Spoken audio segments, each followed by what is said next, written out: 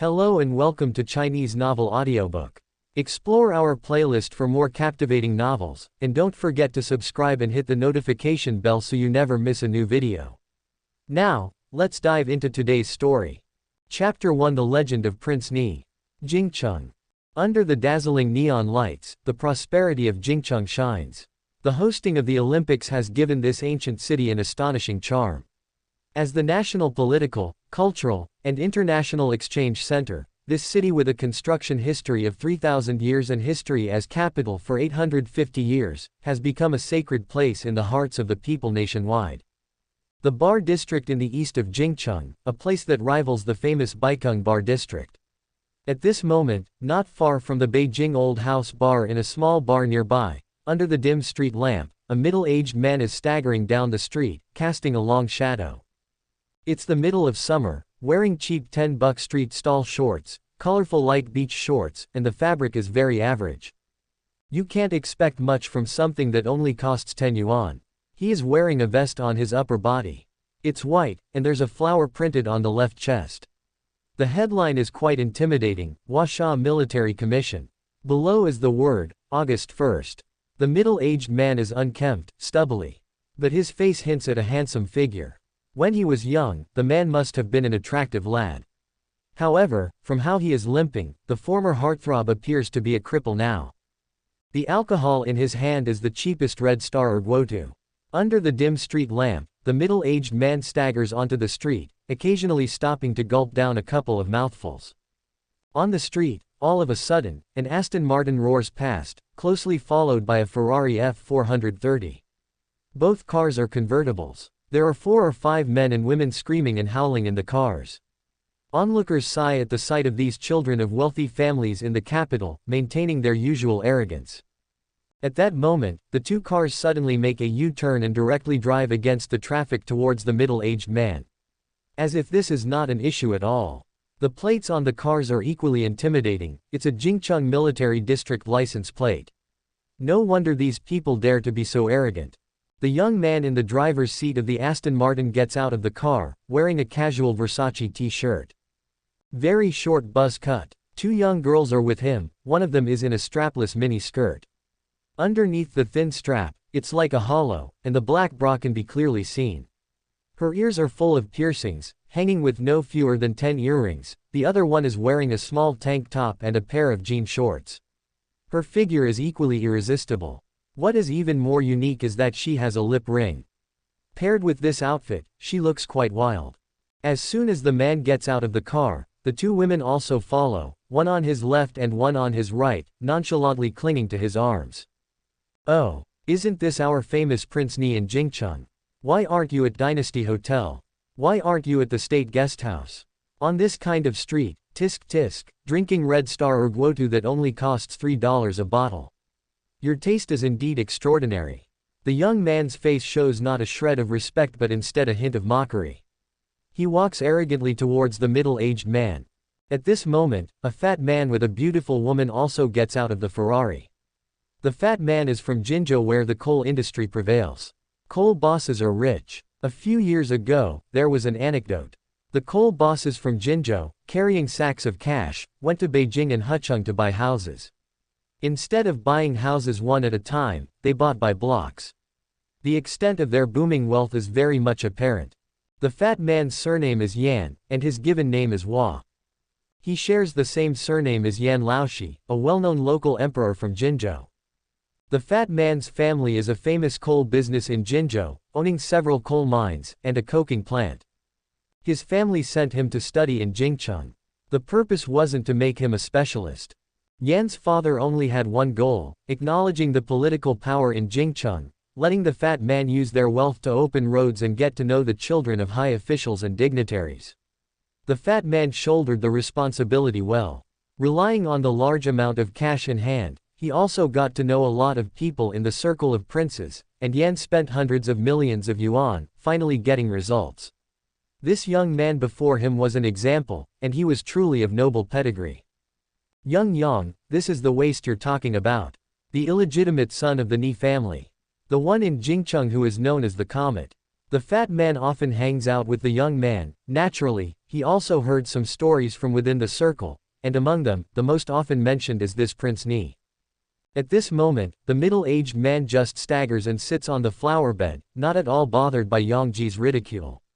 As if they weren't talking about him at all. He completely ignores Yang Ji like he's just thin air, shaking his head and seemingly immersed in the drunken numbness. Glug, he takes another gulp of erguotu. This move infuriated Yang Ji, and a flash of anger crossed his face.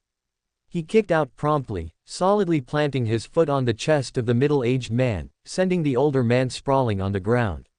Looking at the middle-aged man now curled up in a ball of pain, Yang Ji raged, Nie Zhenbang, you're really fucking enjoying this, aren't you? Huage, what did this old guy do to offend Master Yang? How dare anyone disrespect Master Yang like this, isn't this asking for a slap? The beauty beside Yan the fatty asked, quite curiously, walking on eggshells as the scene unfolded. Yang Ji is usually polite and refined. He always sees himself as a nobleman. And being a nobleman means having the elegance and demeanor of a nobleman.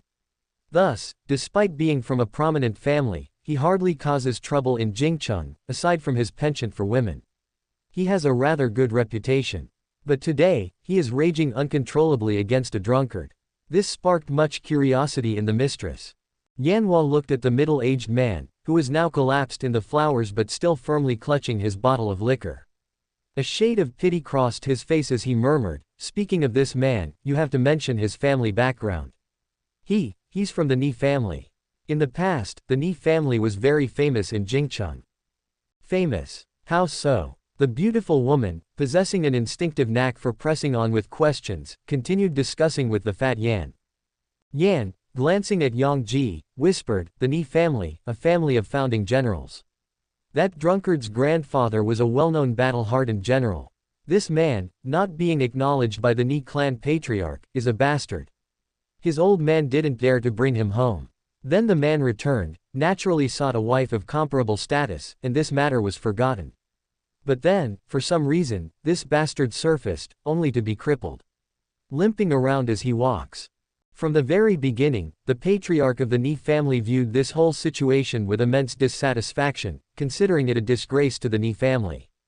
And this child became the symbol of this disgrace. However, given the Nie family's influence, they decided it wouldn't hurt to support an idle person. After listening, the beauty pouted and expressed confusion. What does that have to do with him? He isn't the decision-maker here. Nie Zhenbang, you are living quite comfortably, aren't you? Still able to afford liquor. It must be thanks to my little aunt, huh? Tell me, you can't even walk properly, yet you still hang on. My little aunt got married last year because of you. Can you bear to see her dragging this burden? Why don't you just die? Yang Ji kicked the middle-aged man on the ground non-stop while cursing him. Upon hearing the words, little aunt, the middle-aged man's murky eyes clearly lit up for a moment, revealing a hint of pain, before instantly returning to a dazed and unawake look. He lay in the flowers, unmoving, regardless of how much Yang Ji beat him or how the flowers and branches clung onto his body and face. He lay there as if he were dead. At this time, the fatty also stepped forward. Master Yang, stop hitting him. Look, he isn't reacting at all, he couldn't have died, could he? Yang Ji also paused at this moment, spat fiercely on the ground and retorted angrily, he won't die. Even if everyone else in the world were to die, he wouldn't. With that, he looked at Nie Zhenbang, who lay there like a dead dog, and cursed. Nie Zhenbang, if you were a real man with a conscience, you wouldn't have caused my little aunt such misery. Someone like you is harmful to others just by living. Think about it. You should find a place to end it yourself. I will arrange for the collection of your corpse. Chapter 2 Difficult Choices. 2 race cars zoomed away. About 10 minutes later, Nie Zhenbang teetered to his feet.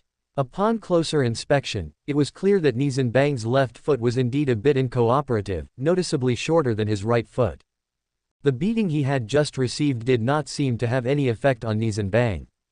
As a martial artist since he was a kid, coupled with the fact that he had been the subject of ridicule and insult by the rich and influential sons of Jingcheng for the past 2 decades, he was accustomed to such beatings. The title, Crown Prince of the Nie family, was a mockery in his understanding. An illegitimate child of the Nie family who was not even accepted by Elder Nie till his death, what right did he have to be called Crown Prince? Nie Zhenbang in turn had become the butt of jokes among other so-called crown princes of Jingcheng. While Elder Nie was alive, they might have reasoned that, you need to see the master before you hit the dog. But after Elder Nie left this world, even the minor clans that were nothing in front of the Nie family could behave rudely in front of Nie Zhenbang. Ever since then, deriving pleasure from humiliating Nie Zhenbang had become a hobby for many disciples of the officials in Jingcheng. Riding the roller coaster of human relations, Nie Zhenbang often wondered whether he might have had a happy family, a wife and kids at his knees, if it weren't for the car accident that happened 24 years ago. Although without any power, he could live a carefree life. However, he hadn't experienced the power of the Nie family. All he got were painful memories. Still, given another chance, would he choose differently? Nie Zhenbang didn't know. Yang Anna, a name Nie Zhenbang was reluctant to remember. Yang Anna was Yang Ji's aunt. Among the 4 siblings of the Yang family, namely Yang Angguo, Yang Anbong, Yang Anjin, and Yang Anna, Anna was the only girl. A cherished jewel of the family. Much loved by the elders of the Yang family. Yet, she had a soft spot for the crippled son of the Nie family. Brother Zhenbang, I am going to marry you when I grow up. Zhenbang, I don't care. I want to be with you. Your leg became crippled because of me. I cannot abandon you. My grandpa once said, Yang family doesn't need to exchange my happiness for power. If Yang's 3 brothers can't support the Yang family, then that would be the Yang's fate. Zhenbang, drink a little less. Don't you still want to accept me? I have said that what I love is you, not just out of gratitude. Yang Anna's words echoed in Nie Zhenbang's mind. Yang Anna was the little girl Nie Zhenbang saved from the car accident. At that time, Nie Zhenbang was 16 years old and Yang Anna was 13. Enough was enough. Nie Zhenbang stood upright. Although somewhat hunched due to years of alcohol abuse and the mastery of the shape-intent fist long forgotten. Despite appearing somewhat off balance due to his disability, at this moment, Nie Zhenbang stood firmly. The Nie family had their own pride. Death, perhaps it was a form of release. It could also be considered as a summary of his life. Nie Zhenbang clenched his fist and limped towards his dwelling. The next day, Nie Zhenbang was up early. This was the earliest he had risen in the past 20 years. He put on a set of Salvatore Ferragamo suit bought for him by Yang Anna. This was a top luxury men's clothing brand in the world. Its style seemed heavy, serious, and simplistic. However, worn on Nie Zhenbang, who was over 1.8 meters tall, it looked rather fitting. Despite having accomplished nothing his entire life, after being around people with power for a long time, Nie Zhenbang now carried an air of authority. A vintage Nokia 5110 mobile phone was on the table. In a time filled with smartphones and 3G phones, such a monochrome display phone was quite antique. It was a gift to him from Yang Anna. At that time, it was the first in Jingcheng, a precious gift. He dialed a number. Due to his long-term alcoholism, Nie Zhenbang's voice was somewhat hoarse. Little sister. It's me. Nie Zhenbang's half-sister, Nie Ziyu, was named after Zhuangzi autumn water. If you are not a fish, how can you know the joy of being a fish? Elder Nie chose this name. The idea being he wished all the girls of the Nie family happy and free. Starting with Elder Nie's generation, Nie Zhenbang's father's generation had 2 sons and 2 daughters. For Nie Zhenbang's generation, Nie Zhenbang's cousin, Elder Nie's eldest son, Nie Guodong had 2 sons, while Nie Zhenbang's father, Nie Guowei, had only 1 daughter, Nie Ziyu. Elder Nie had the commanding air of a soldier. The power of Nie family does not rely on women to maintain. What do you want? Money for drinking? I'm sorry, I'm not a charity. I'm not obligated to support a loser like you. It's because of you that the Nie family is in such a predicament. Ziyu sounded annoyed. Nie Zhenbang didn't mind. Deep love is usually accompanied by great resentment. In fact, Ziyu, and her mother, Yi Shushan, had always taken good care of him. They had been kind and considerate. However, from initial hope to ultimate disappointment, Ziyu had hoped that she could awaken Nie Zhenbang's will to live by treating him in such a manner. Unfortunately, it did not seem to have any effect. With a wry smile, Nie Zhenbang felt he had failed in his duties as an elder brother. Elder Nie originally hoped that the Nie girls could be carefree, but reality made Ziyu marry a man she didn't want to marry. Everything was for the sake of the Nie family, to maintain the standing of the Nie family in Jingcheng. Nothing more. From this one can imagine, Ziyu's life wasn't happy. The man from the Chen family, her husband, had a bad reputation outside the family. Chapter 3 Difficult Choices _2. Ziyu, don't hang up in haste. I need a car. I want to visit Jingcheng University. After all, it's my alma mater. I studied there for 4 years, but I never got my diploma. It's one of my regrets. Ziyu, consider it the last favor I'm asking from you, Nie Zhenbang pleaded in a low voice. There is no greater sorrow than a dead heart.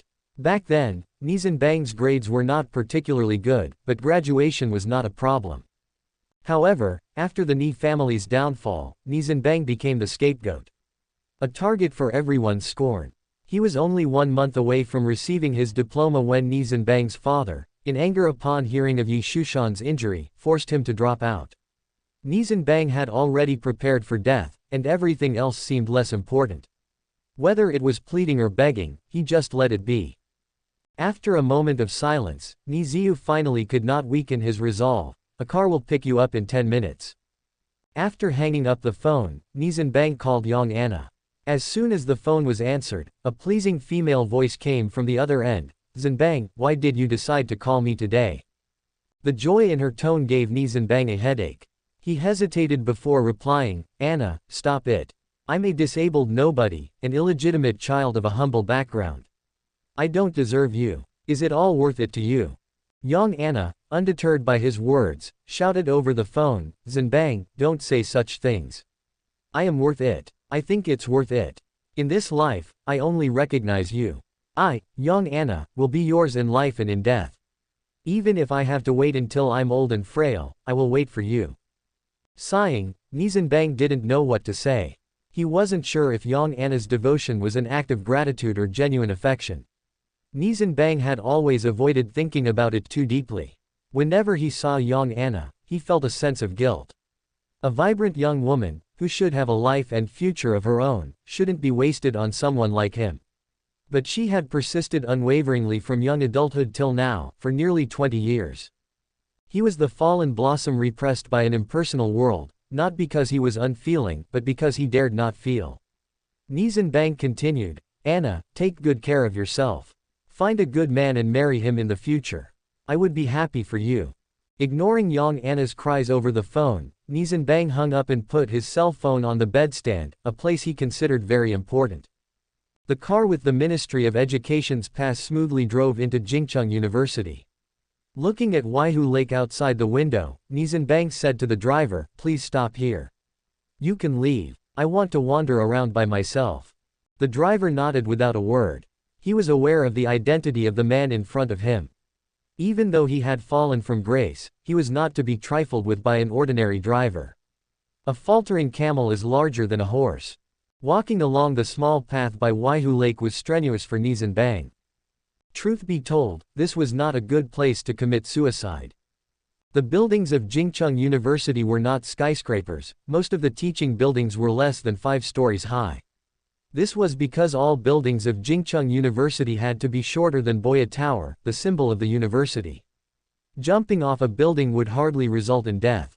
As for jumping into the lake, probably before he could even sink, the students around would have already jumped in to save him.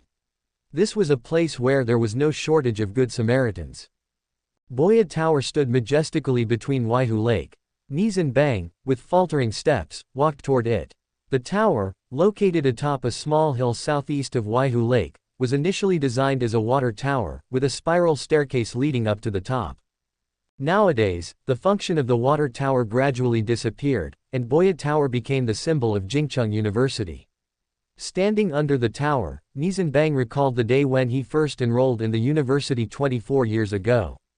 He was full of zest, pointing out countries, vigorously writing, he basically felt like an influential figure. But 24 years later, he just became a crippled drunkard with a prominent status but far worse off than ordinary people. As he witnessed the vicissitudes of life, an eerie smile emerged on Nie Zhenbang's face. If he could do it all over again, would he still choose to save that woman? The woman who, for reasons unknown, was still holding on steadfastly even till this day. The door to the tower was tightly locked. How to get up was indeed a problem. But this didn't seem to stump Nie Zhenbang. He had been up there before and for that, had been dragged down by a guard and almost reported to the university. Although he was disabled, he still managed to slip up. Along the spiral staircase, with every step firm and steady, he reached the top floor. He could see the whole Jingcheng University in an eagle's eye view. Gazing afar, he fixated his view on Zhongnan Sea, the place he had lived in for more than 5 years. After his grandfather's death, his family had moved out of there. Goodbye, world. Goodbye, Anna. If there is an afterlife, I won't live in a pathetic way again. Nie Zhenbang muttered, as he bid his last farewell to the world. Hey, who are you? How did you get up here? Get down immediately. A security guard, who was about 50 years old, rushed up from below. Time had passed, and the young man from 24 years ago also became a middle-aged man. For decades he had been guarding the spiritual symbol of Jingcheng University with the same devotion.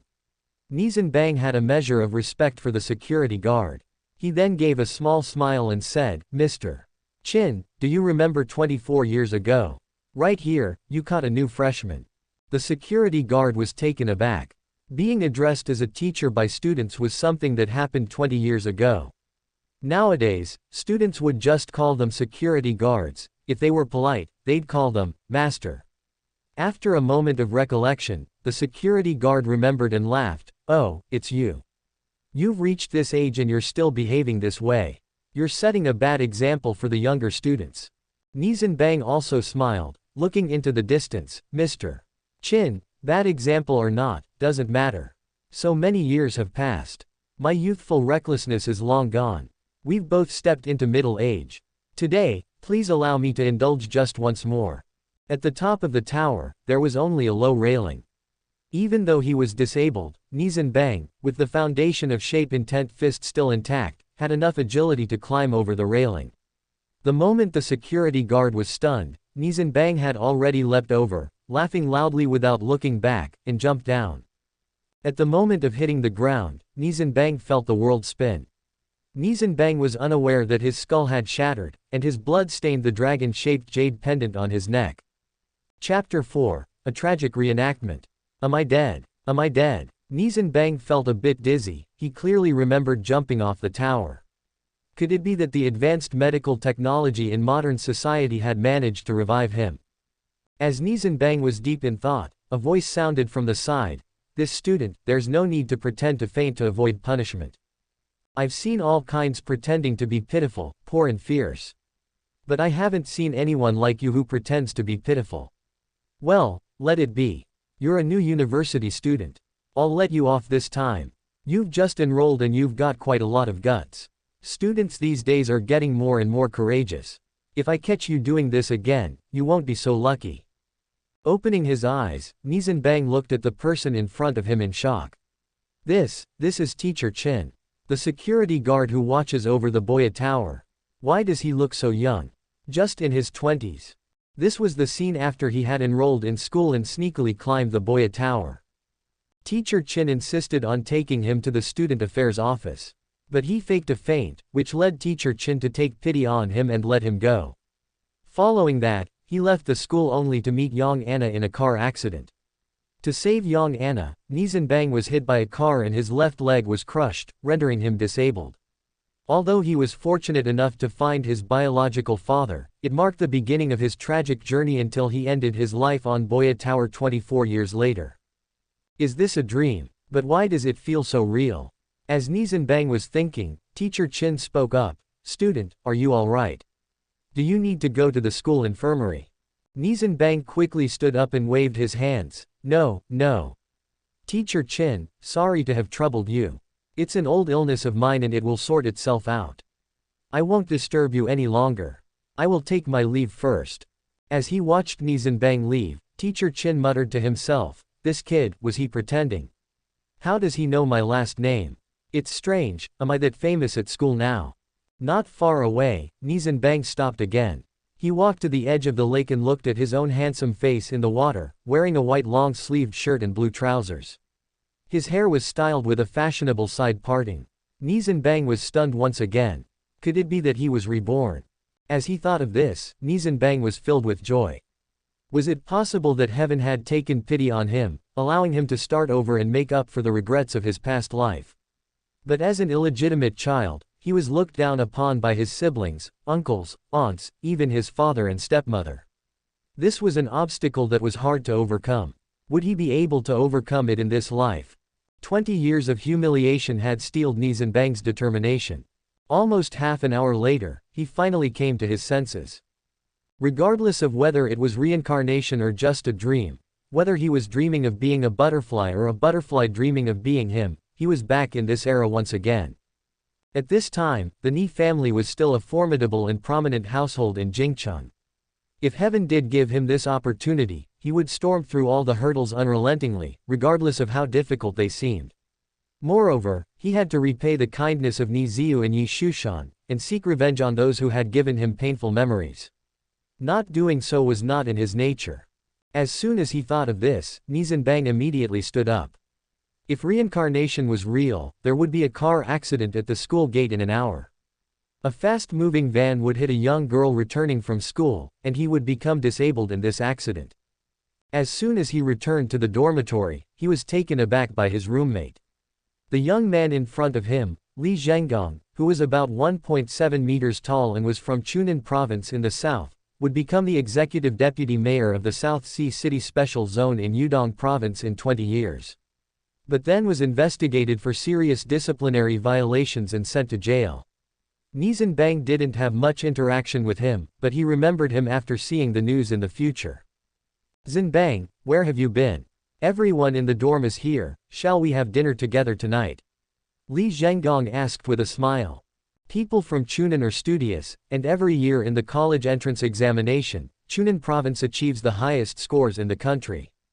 As the top scorer in liberal arts in Chunan province, Li Zhengang held a certain pride.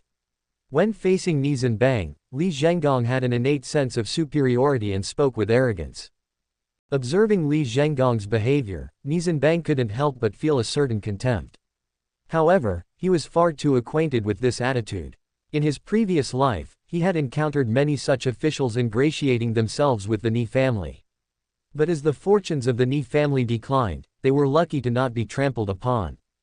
At this moment, Nie Zhenbang was puzzled. In his previous life, there was no such episode. He had returned to the dormitory early that day, not running into Li Zhengang at all. Perhaps this time the occurrence was due to a delay. "No, Zhengang, you guys go ahead, I have something to tend to. After today, I'll treat you guys. I'm going ahead." Nie Zhenbang was in no mood to stay around any longer. He was desperate to figure out if the bizarre incident was real or not and promptly ran away. At the same time, his heart was pounding with anticipation. If the upcoming incidents truly happened, the events in his eerie long dream would probably be real. And the incident just now gave Nie Zhenbang the impression that the future could be changed. It seemed as if everything was progressing in a positive direction. Practically sprinting, he dashed out of the school gate, and coming to an abrupt halt, he surveyed the passers-by on the street. Nie Zhenbang was stunned as past events clearly appeared in his mind. While watching the passers-by, Nie Zhenbang anxiously waited for something. Now, he faced two choices. First, to find young Anna beforehand and take her away from the danger zone.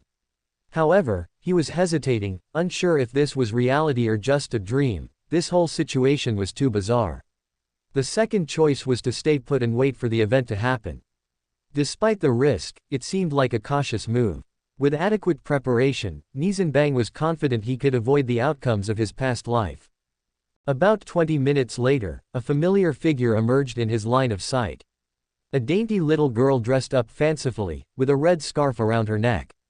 On her arm, 3 stripes symbolizing the logo of the Young Pioneers team leader. That was young Anna. The saying, naughty in childhood, disciplined in adulthood, didn't fit young Anna. She had always been the center of attention since she was a child. Straight after that, only 2 meters away from where he was standing, an out-of-control van would rush from the left. To save or not, Nie Zhenbang was torn. If the incident occurred, it would prove that his dream was real. Save. But he could end up injured and disabled again. Then, his aunt, Nie Guorong, would find his real father, Nie Guowei, for him and he would be taken back home by his illegitimate father. After an outburst from his grandfather, he would grudgingly be accepted. Then, he would become the least favorite and least notable person in the Nie family. Did he really want to repeat his tragic life again? Not to save. Could he live with that on his conscience? Even though his parents, sisters, and all his relatives had abandoned him and distanced themselves, this seemingly delicate girl in front of him stood by him all along, supporting him and caring for him. If he didn't save her, she would either become disabled or die. Could he really bear that? At this moment, Nie Zhenbang was hesitant. Left, hell, right, heaven. This dilemma was tough. These thoughts flashed by in an instant, and so did the 50-meter distance. At this moment, the screams of pedestrians could be heard as a white van came roaring down the road. That was the van that led to Nie Zhenbang's tragic life. The destined event still happened. Chapter 5: Recognizing Ancestors and Returning to the Clan. At this moment, Nie Zhenbang had made up his mind to save her, regardless of the future consequences. This was his principle. Even if it meant reliving a tragic ending, what did it matter? If he didn't save her this time, he would regret it for the rest of his life, living under the guilt of his conscience. Besides, he was naive in his previous life because he had never dealt with these political families and hadn't adapted to such an environment. However, equipped with an extra 24 years of experience and everything he had seen and learned, Nie Zhenbang held a newfound confidence. He believed his insights were no less than those who had been nurtured from childhood, even more mature. Nie Zhenbang also believed he would find his place in the Nie family and possibly become its future helmsman. As for rescuing young Anna and not recognizing her, depending on his strength to build something, Nie Zhenbang had not considered it at all. His nature drove him to recover from failings, and he knew he could be a rich man with his capabilities. But Nie Zhenbang, who understood the importance of power, had stopped considering that path. He needed to pursue a political career backed by the Nie family to change Nie Zhu's fate, his fate, and Ye Shushan's fate. That was Nie Zhenbang's lifelong concern. The car was now less than 20 meters away from young Anna. Just like in his previous life, she was utterly stunned. As a middle school girl, she had no idea how to react to this sudden situation. Nie Zhenbang quickly acted. His determination to save her was even stronger than before, and his movements were faster. He grabbed young Anna's arm, pulled with all his strength, and yanked her into the air. Due to her momentum, Nie Zhenbang lost his balance and fell to the ground. The minivan brushed past him. Nie Zhenbang and young Anna watched as the minivan crashed onto the pedestrian walkway and into a large tree a few meters away before finally coming to a stop. Due to Nie Zhenbang's pull, young Anna fell to the ground. Both her knees and wrists were scraped, oozing fresh blood. Nie Zhenbang was also in pain. His right ribcage pressed against the road's edge when he fell, causing severe pain. By the looks of it, he seemed to have sustained at least a bruise. Nie Zhenbang, looking at the minivan, burst into laughter. Things had changed. History had changed, and the tragedy had been averted. Seeing his intact legs, tears welled up in Nie Zhenbang's eyes. "Big brother, why are you crying?" At this time, young Anna got up and looked anxious when she saw Nie Zhenbang's tears. Being from a prestigious family and having received an educated upbringing, young Anna was more mature than her peers. In such a situation, ordinary children would have been crying hysterically. But young Anna was composed enough to inquire about Nie Zhenbang's condition. Nie Zhenbang struggled to sit up, but the pain in his right ribs forced him to lie back down. Looking at young Anna, a tender smile crossed Nie Zhenbang's face. "Little sister, I'm fine. You're also injured, maybe you should call your family." This was Nie Zhenbang's crucial step. In his past life, after his left leg was crushed, he fainted, and young Anna called her family, who took him to the People's Army General Hospital.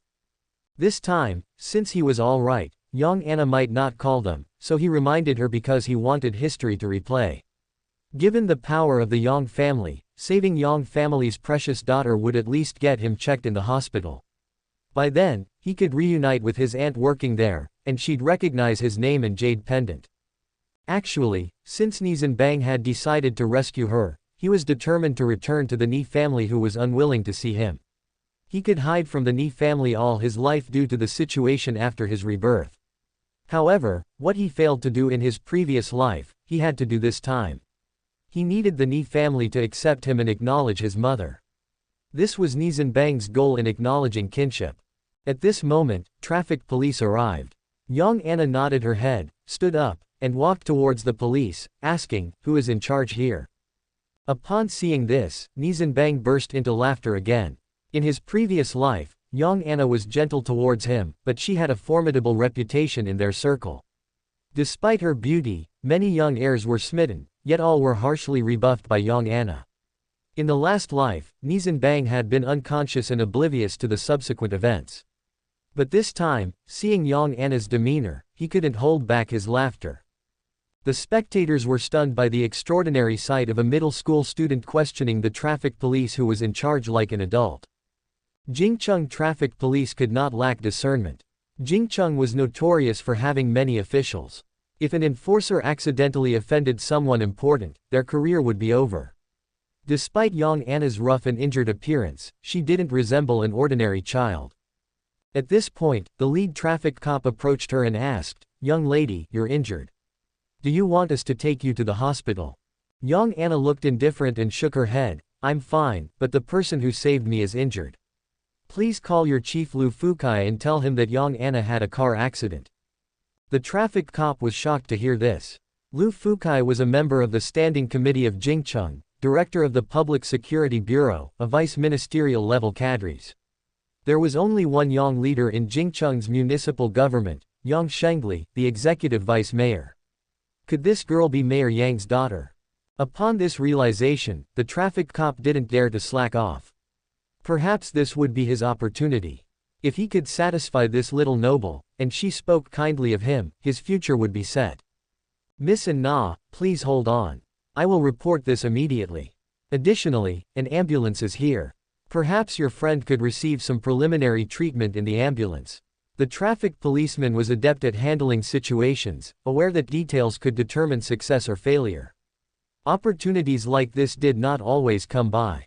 He paid attention to all aspects. Even though Young Anna appeared to be around 12 or 13 years old, the policeman did not take her lightly at all. Within 10 minutes, sirens were sounding on the street, and a fleet of vehicles arrived. The second car, indeed, belonged to the municipal government, giving the traffic policeman another reason to be delighted. Maintaining a standard posture as he ran, he delivers a standard salute and reports, reporting, "Captain Guo Yuchen of the 3rd Division, Dongcheng Branch, Jingcheng City Traffic Police Headquarters, ready to receive your orders." As soon as he finishes speaking, Yang Shengli walks over. After shaking hands with Guo Yuchen, he anxiously asks, "Captain Guo, how is Young Anna? Is she injured?" Guo Yuchen glanced at Lu Fukai standing nearby. This was not a time to curry favor with Mayor Yang at the expense of his immediate superior. After all, to a person like Yang Shengli, Guo Yuchen was trivial. Thus, Guo Yuchen's attention was focused on Lu Fukai. Seeing Lu Fukai nod, Guo Yuchen reporting, "Sir. Miss Anna sustained minor scrapes. She's fine. If it weren't for this young man here, I fear for Miss Anna." Upon seeing Yang Shengli approaching, Young Anna's tough exterior crumbled. She ran towards him and threw herself into his arms, chokingly saying, "Dad, please help this man. If it wasn't for him, I might not have made it." At this moment, Yang Shengli tenderly reassured his daughter, stroking her hair, "Nana, don't worry, I will definitely help him. Nana, you've been injured too, let the nurse take care of you and make sure your wound doesn't get infected." Yang Shengli then looked to Lu Fukai, "Comrade Fukai, we'll go directly to the People's Army General Hospital. This young man saved Nana's life, it's only right we take responsibility for his injuries. As the best trauma hospital in Jingcheng, it would be good to have him checked out there as a token of my appreciation." Nie Zhenbang, waiting outside the orthopedics department of the People's Army General Hospital, had purposely unbuttoned the top buttons of his shirt to reveal his dragon-shaped jade pendant. Though he would have to take off his shirt for the checkup, Nie Zhenbang deemed it unnecessary to go through all the hassle. Now that he had made up his mind to recognize his kin, Nie Zhenbang hoped for things to quickly fall into place. Yang Shengli stepped out of the room, flanked by a woman around 50 years of age.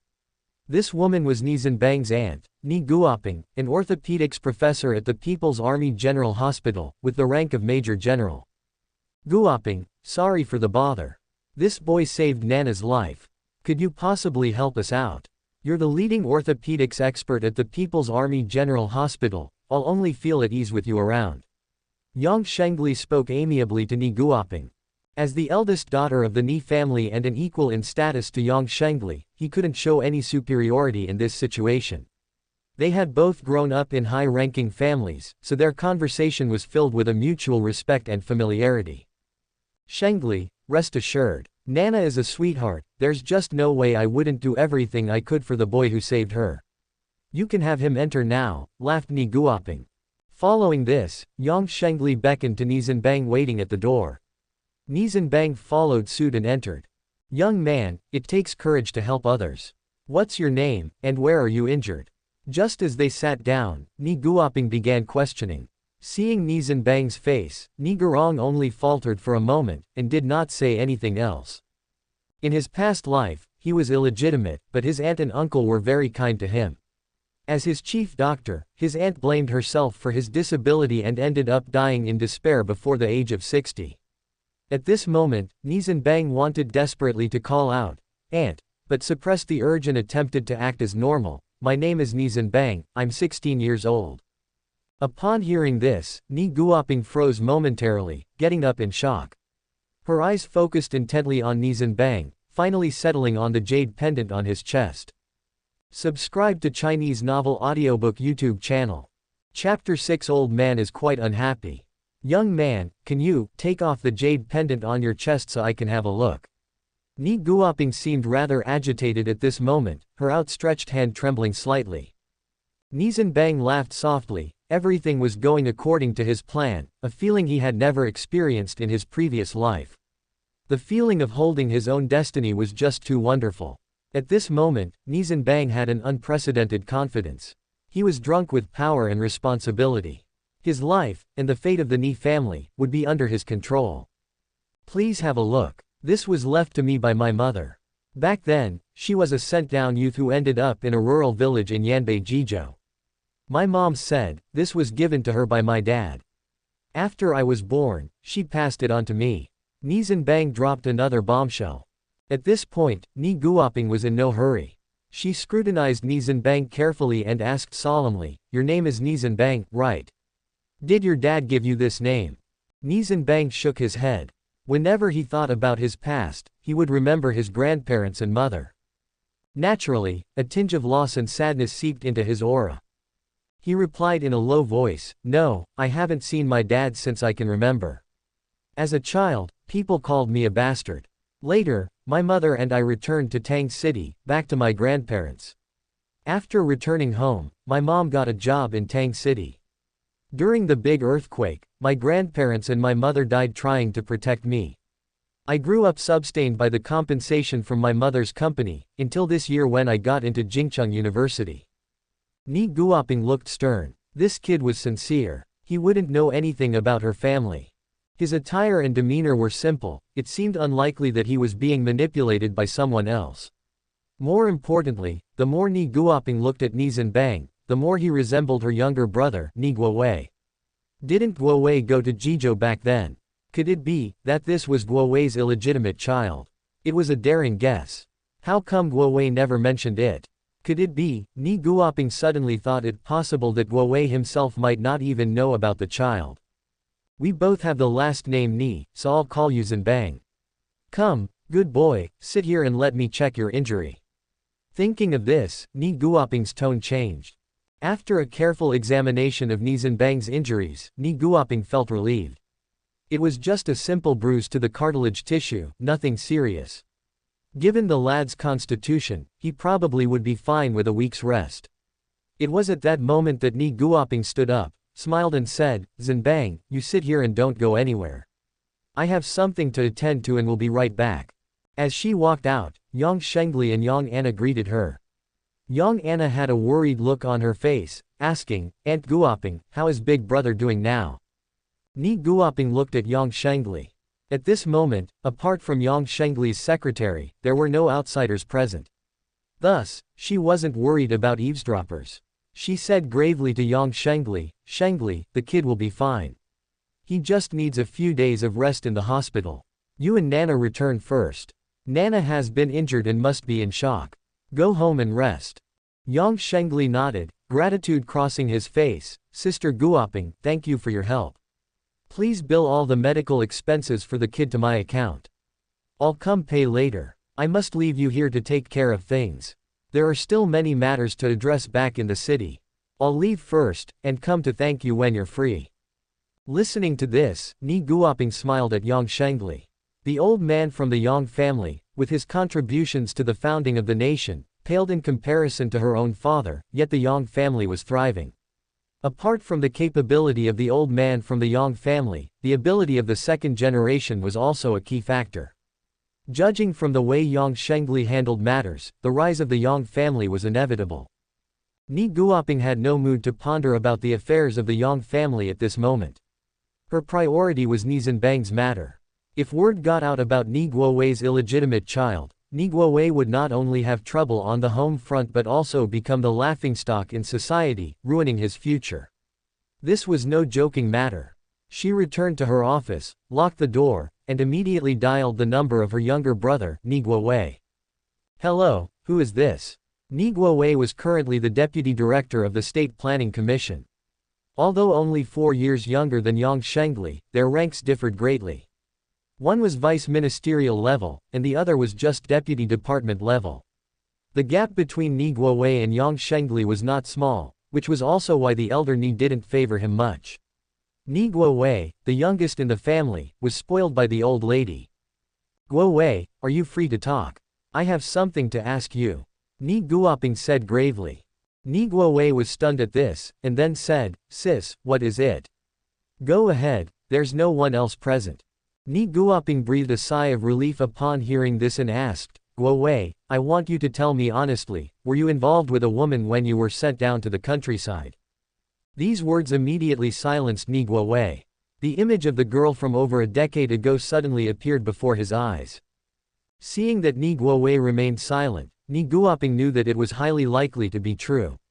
She said seriously, Guowei, I need you to come over here quickly. Be discreet, don't let your wife know. Come over right now. Nie Guoping's words made Nie Guowei's heart race. Only he knew about the incident in Jizhou, but now that Nie Guoping was asking about it, it must have been exposed. Startled, Nie Guowei quickly stood up and said, Xiao Zhang, get the car ready. We're going to the military general hospital. Nie Guoping immediately dialed her father's number. After a few rings, a voice sounded, Hello, who are you looking for? Generally, when someone in a provincial or ministerial leadership position receives a call, they definitely won't identify themselves immediately. This is usually the opening line. The aim, mainly to avoid unwanted calls or crossed lines. If they were to identify themselves right away, their phone number could leak out. Secretary Wu. Hello. This is Guoping. Does the old man have a moment now? I have an urgent matter to discuss with him. Nie Guoping immediately began. Elder Nie, at present, has not yet retired. He serves a crucial role in the central government, assisting the head of state in maintaining the stability of the army. He is known as the lodestar of the military. He also holds a government deputy position and is a standing member of the Politburo, ranked 5th. A moment later, Elder Nie's hearty voice came over the phone, Guoping, what's the matter? Why are you in such a hurry? Elder Nie was well aware of his eldest daughter's character. She would not dare disturb him at work unless it was a matter of great urgency. Dad, I have something to tell you, please don't get too excited. A young man came to me today. He looks a lot like Guowei. He says he's from Yanbei province and his name is Nie Zhenbang. I'm thinking, this child is likely the one Guowei left behind when he went to the countryside. Nie Guoping promptly spoke. Upon hearing this, Elder Nie immediately stood, What? Guoping, are you telling the truth? Nie Guoping firmly responded, Dad, is this something I could joke about? The young man's name is Nie Zhenbang. He's 16, from Yanbei Tang City, and only has a mother, no father. He also has the dragon pendant you gave to Guowei. When Guowei came back that year, he said he lost the pendant. I think it's not that simple. The boy is in my office right now. I've already called for Guowei. We'll know when he arrives. It's a matter of great importance, so I thought I should call you. Elder Nie paused for a moment, then responded, Stay there, all of you. I'll come over immediately. Elder Nie was also worried. This was a critical time, as there's currently a broad debate within the higher-ups about the reform. As the solid core of the military, Elder Nie had to be cautious. In less than 5 minutes, a red flag car adorned with a Washaw Military Commission license plate and a windshield filled with various special credentials rushed out of the Military Commission compound, heading straight for the Military General Hospital. The door to the examination room opened. Nie Guoping was standing at the doorway. Nie Guowei was the first to enter, followed by Elder Nie with a grim face. Seeing this scene, Nie Zhenbang understood what was going on. He stood up as well. He was of average height, had a robust body from long-term labor, sharp eyebrows, bright eyes, and a handsome face. He looked about 90% similar to Nie Guowei. Just moments ago, Elder Nie had questioned Nie Guowei. As expected, Nie Guowei admitted that not long after he was sent down to the countryside, he became intimate with a female-educated youth from Tang City. However, Nie Guowei was brought back home by Elder Nie, unaware that he had left a child behind. The dragon pendant, which was personally seized on the anti-Japanese battlefield by Elder Nie, was very familiar. It was personally given by Elder Nie to Nie Guowei. Seeing it now on this boy, who could mistake it? Despite what had transpired, Elder Nie couldn't bring himself to lose his temper and kick the boy out despite his fury. Old revolutionaries like him have their bottom lines and principles that could never be changed.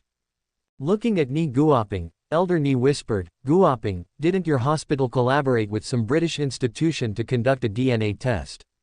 Do it quietly. Test it first." Nie Guoping nodded, walked over to Nie Zhenbang, who also figured out what was going on by then. In fact, in his past life, even though the facts were right in front of him, Elder Nie still insisted on conducting a paternity test to reluctantly accept the truth. At that moment, Nie Zhenbang deliberately asked, "Auntie, who's this man? He looks so much like me. Could he be my father?" The question made Nie Guowei feel a little awkward. He embarrassingly smiled while Nie Guoping laughed. "Zhenbang, we aren't sure yet. How about we talk about this after a few days?" Nie Zhenbang's intention was very clear. He was deliberately trying to pierce the veil of uncertainty. After staying in the hospital for 5 days, the test results came out. Upon seeing them, Elder Nie angrily threw the results at Nie Guowei. "Go explain this to your wife. If it were in the old days, I'd break your legs." Nie Guoping asked, "Dad, what about the child?" Elder Nie coldly stared at Nie Zhenbang. He had no good impression of this illegitimate child from the start. He despised Zhenbang's mother for her recklessness. Waving his hand, he said, "What to do? Take him home. What else?" Chapter 7 change starts from details. Nie Zhenbang's return did not receive publicity from the Nie family. It was not something to be celebrated.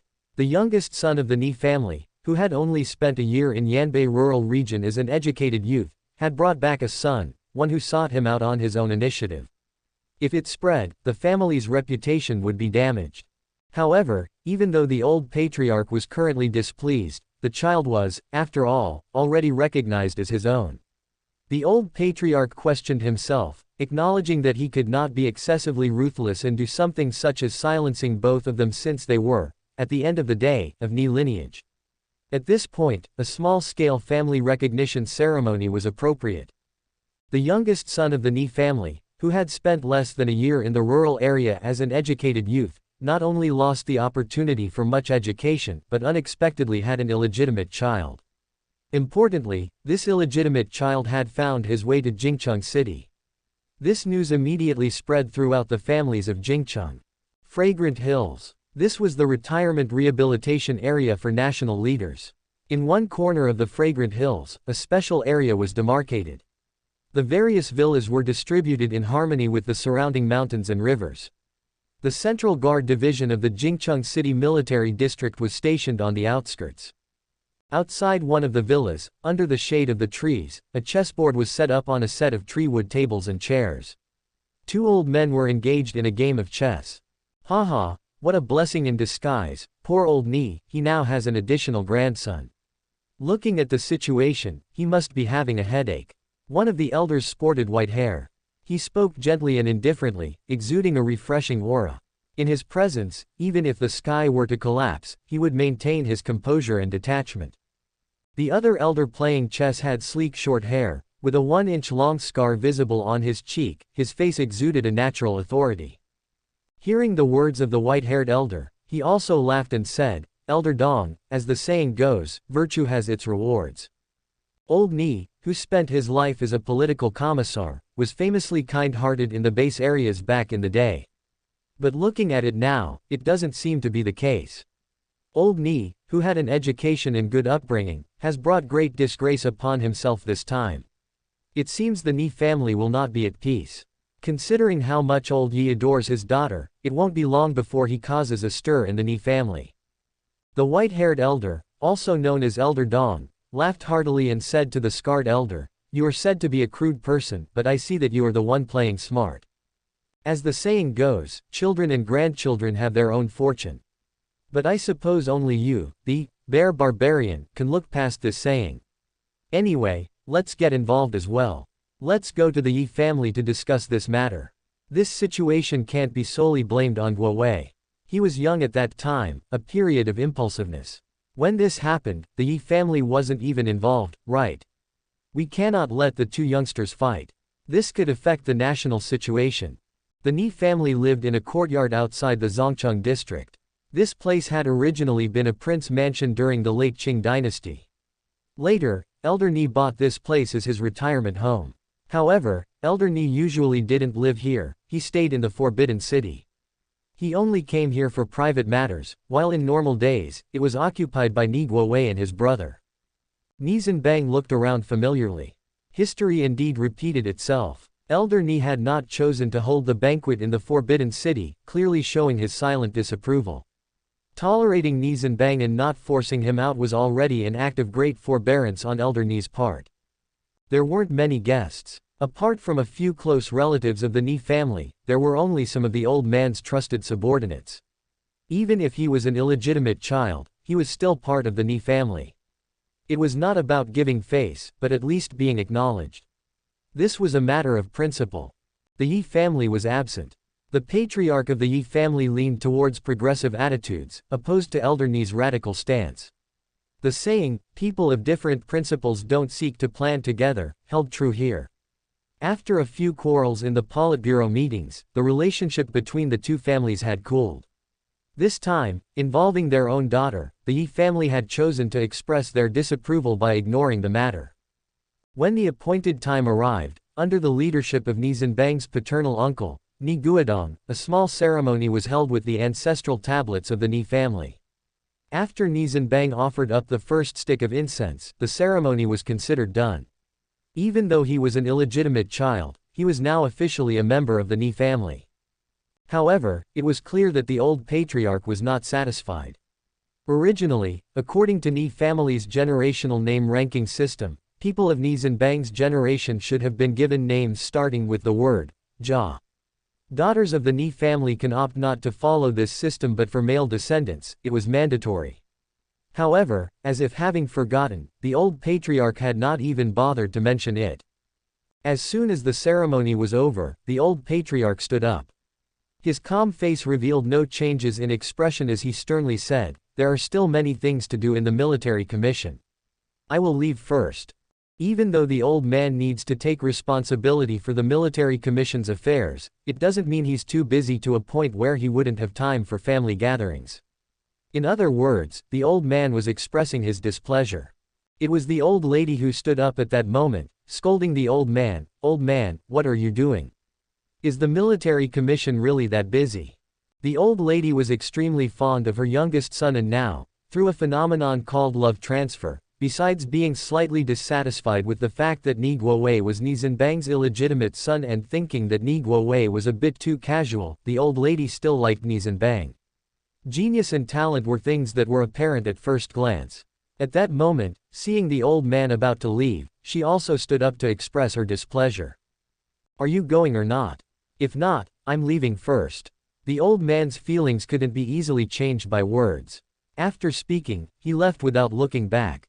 The old lady might have been worried about the old man's health. She looked helplessly at Nie Zhenbang, petted his head and said, "Kid, remember to visit your grandmother's house. She has delicious treats for you." Once the old man and lady left, only the Nie siblings were left at the moment.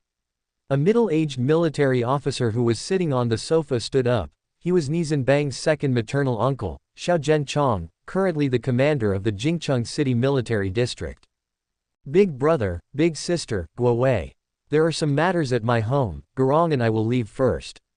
Xiao Zhenchong and Nie Gurong both stood up after speaking. Xiao Zhenchong was always smooth and savvy in his dealings. Under such circumstances, it was best to keep out of the Nie family issues. The eldest sister-in-law, Nie Guoping, also stood up at the moment, looking at Nie Zhenbang with a hint of reluctance. Being the one to uncover this matter, she knew that Yi Shushan had a big disagreement with her. However, with her personality, even if the situation were to occur again, Nie Guoping would still acknowledge it. Nie Guoping had the clearest understanding of Nie Zhenbang's experience. He was a poor child. Smiling, she said to him, "Zhenbang, feel free to visit your eldest aunt's place when you are free. I live in the residential area of the General Hospital." With the departure of the Nie family's daughters and sons-in-law, only the Nie brothers were left in the courtyard. This was where they were living at the moment. Nie Guodong had no place to go. On the side, the younger generation of the Nie family, Nie Guodong's two sons, Nie Jilei and Nie Jiamen, were all looking at Nie Zhenbang, while Yi Shushan's daughter, Nie Ziyu, was also curiously looking at her brother. "Shushan, look at the mess this has caused." Guo Wei was young back then. At that time, he was quite a notorious brat in the city. It was a badge of honor for the young ladies on the street to scold them. "Since it has already happened, I think, you should stop blaming Guo Wei. He was sent down to work in the countryside before you met him, it's forgivable. Besides, the child's mother has already passed away. You should consider having another son." Huang Yurong, the eldest sister-in-law, started to persuade her, but her tone was somewhat strange, as if she was enjoying others' misfortune. With a stern face, Yi Shushan appeared very upset. Even though this happened before her, she still felt that Nie Guo Wei had betrayed her. Looking back at the time when she met Nie Guo Wei, he was just like this. When she called him a hooligan, he asked her how she knew his nickname. When she scolded him as a jerk, he was not angry, but instead jokingly asked how she knew his nickname. She should have known that such a man is born to be liked by women. However, it was her bad luck to have only given birth to Nie Ziyu. At that moment, it was Huang Yurong who was speaking. Nie Guodong stood up and said in a deep voice, "What are you saying? You're a woman, what do you know? Go to bed. I have something to discuss with Guo Wei." Nie Zhenbang listened on the side, feeling suddenly alarmed. In his last life, it was under the same circumstances that Nie Guodong had a long conversation with Nie Guo Wei. He didn't know the details. In his last life, Nie Zhenbang was naive and such a situation had frightened him. But after that conversation, his uncle's family looked down on him a lot. His stepmother did not treat him well, and because of it, his biological father's career was hampered and was abandoned by the old man. All of his anger was vented on him. In this life, Nie Zhenbang did not want this incident to repeat itself. The change had to start from such details. Thinking of this, Nie Zhenbang stood up under the surprised gaze of everyone, looking at his uncle Nie Guodong and said, "Uncle, if it's about me, can I stay?" Chapter 8 Going to the Grassroots. "Impudent, is this the place for you to speak?" Nie Guo Wei immediately stood up, scolding loudly. "It's outrageous, utterly lacking in propriety." Nie Guo Wei glared furiously at this so-called son. If not for the scientific evidence present, Nie Guo Wei would absolutely refuse to acknowledge this son. At this moment, no matter how Nie Guo Wei looked at him, he felt uncomfortable. This was indeed one untaught. In such a family, tradition must be maintained. When adults are speaking, where would the younger generation have a chance to interject? Nie Zhenbang sneered. He had known it would be like this. In his past life, he had desperately tried to please them. He improved his grades to the point where, in his final year of graduation, he had become the top student of the Chinese department at Jingcheng University. However, reality proved that this had no effect, no matter how much he wanted to be a good boy. An illegitimate child will always be an illegitimate child. No one cared. Reality proved that such actions were futile. If so, what about facing confrontation? With his gaze fixed on Nie Guo Wei, Nie Zhenbang spoke solemnly, "I don't think there's anything wrong with my words. If the discussion involves national affairs, I won't participate. However, if it concerns me, as the party involved, I think, I have the right to be present here. After these words, a hint of surprise flashed across Nie Guodong's face. A child raised in a common family had no fear or dread in front of them, in front of such a prestigious family. This was very strange. This son was extraordinary. Given time, he might become Zhiliang's biggest competitor in the family. Nie Zhenbang was quite interested in watching Nie Zhenbang. The 20-year-old Nie Zhenbang had already graduated and started working in the State Council office. With the support of his family, Nie Zhenbang's career was thriving. In less than 2 months, he had reached the deputy section level. His personal ability was also commendable. It could be said that he was the third-generation heir that the family was focusing to cultivate. With his father in the military and his uncle in politics, his future was unlimited. Interesting, it looks like this half-brother is also no simple character. Nie Zhenbang thought to himself. Nie Zhenbang was shocked. When did such a remarkable person appear? In this capital of the Fourth Ring, even the famous Zhou Chen, Yang Bang, and Jiangshu were docile in front of their parents. This brother was impressive. Yi Shushan was stunned for a second, her expression complex. It seemed that this son was not a simpleton who had never seen the world, not an easy target to bully. Yi Shushan immediately stood up, saying, "You guys continue talking. I'll go and pour some tea for you." Pouring tea was just an excuse. In such situations, women usually would stay out. This was an unwritten rule within their circle. Unmarried women in their families could say a few words, but once they married, they couldn't participate because no one knew whether, in crucial moments, their daughter-in-law would side with her natal family. There had been incidents of in-law families fighting against each other in Jingcheng. Before Nie Guowei could explode, Nie Guodong waved his hand, directed at Nie Zhenbang. "Nie Zhenbang, sit down. This matter, in fact, does involve you." Nie Zhenbang disregarded his father's anger, casually taking a seat. At this moment, Nie Guodong was carefully observing Nie Zhenbang's behavior. Seeing this, he then said, "Zhenbang, your arrival is rather ill-timed. Do you know why?" Actually, this was just a polite statement from Nie Guodong, as no one in the Nie family would have thought that Zhenbang could understand it. Not to mention he was raised outside. Even Nie Zhenbang, who grew up in the large family courtyard, probably couldn't comprehend the concept of timing. However, at this moment, Nie Zhenbang casually said, "Ill-timed. Isn't it just that my appearance has disrupted his career prospects? Uncle, I think, a lost horse may make a gift of a blessing." "Ha, ignorant arrogance." Nie Guowei scoffed disdainfully. Nie Guodong was somewhat surprised. He found his illegitimate nephew more and more elusive. Is this kid, who was raised among commoners, a freak, or was he trained and deliberately implanted into the Nie family by an adversary? Of course, he dismissed the latter thought soon. If even Nie Guowei wasn't aware of it, it seemed unlikely any adversary would. He gestured to Nie Guowei to hold back and looked at Nie Zhenbang, saying, "Oh. How so?" Meanwhile, Nie Zhenbang sneered on the side, "Ignorant, what do you know? This is a crucial moment for my uncle. He has a great chance this time to take a step further and become the head of the planning department. Think about it, he's a director-level official at the age of 36, a rarity nationwide. If he fails to progress this time, he may have to wait for another 4 years. By then, his age advantage compared to others from different families will have faded away." Nie Zhenbang was very clear about this matter. In his previous life, because of his existence, Nie Guowei was eventually unable to advance any further and was suppressed in the position of deputy director. 4 years later, he failed to make any progress. When the old man died, the Nie family declined drastically, and his siblings scattered, all taking care of their own families. Although Nie Guodong managed to narrowly protect his own line, Nie Guowei was the one who suffered, stuck in that position until his death. Nie Zhenbang's words, however, gave Nie Zhenbang an opportunity. Otherwise, if everyone was silent about this issue, and he was the only one who knew it, it would be too strange. At this moment, Nie Zhenbang took the opportunity to say, "My eldest brother, that's exactly what I mean. At present, I'm here. I think that those who would compete with my father for his position would certainly have strong support. Otherwise, my uncle and my father wouldn't be so anxious. Given that, I suggest we take a step back and withdraw from this competition." Withdraw from the competition. Yes, that's how we dealt with such situations back in Tang City. Once, we were electing student cadres in my class, both I and a classmate ran for class monitor.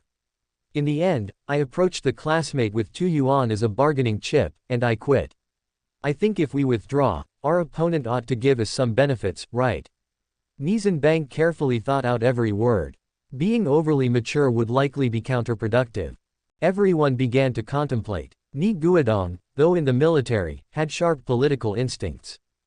He quickly identified the crux of the matter: do not compete, that is, give up the position and, in return, the opponent won't suppress Nie Guowei in this matter. Instead, they might offer certain benefits. After all, if they were to relentlessly pursue the issue, they would end up with a bad reputation among the families in Jingcheng, giving off a brutally aggressive image. In turn, they could become a public enemy amongst these families, even their allies would start to worry.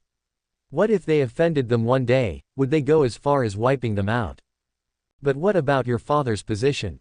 Nie Guodong quickly asked. If they followed this approach, Nie Guowei would have to vacate his current position because his rank hadn't increased.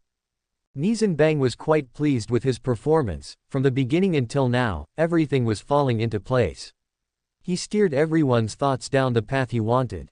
Even though this performance wouldn't lead to significant changes, at least it wasn't like his previous life. A complete change couldn't be achieved in 1 or 2 attempts. It was a long process, requiring time. Immediately, Nie Zhenbang played dumb. I honestly don't know. But considering the size of our nation, if you look at places like eastern Fujian, Yudong, Zhongbei, and south of the Yangtze River, along with countless impoverished areas, it could be an opportunity. Perhaps he could step up a rank and become a regional commissioner or mayor of a prefecture-level city. Wouldn't that be the same level position? Nie Guodong pondered for a moment, then took a meaningful look at Nie Zhenbang.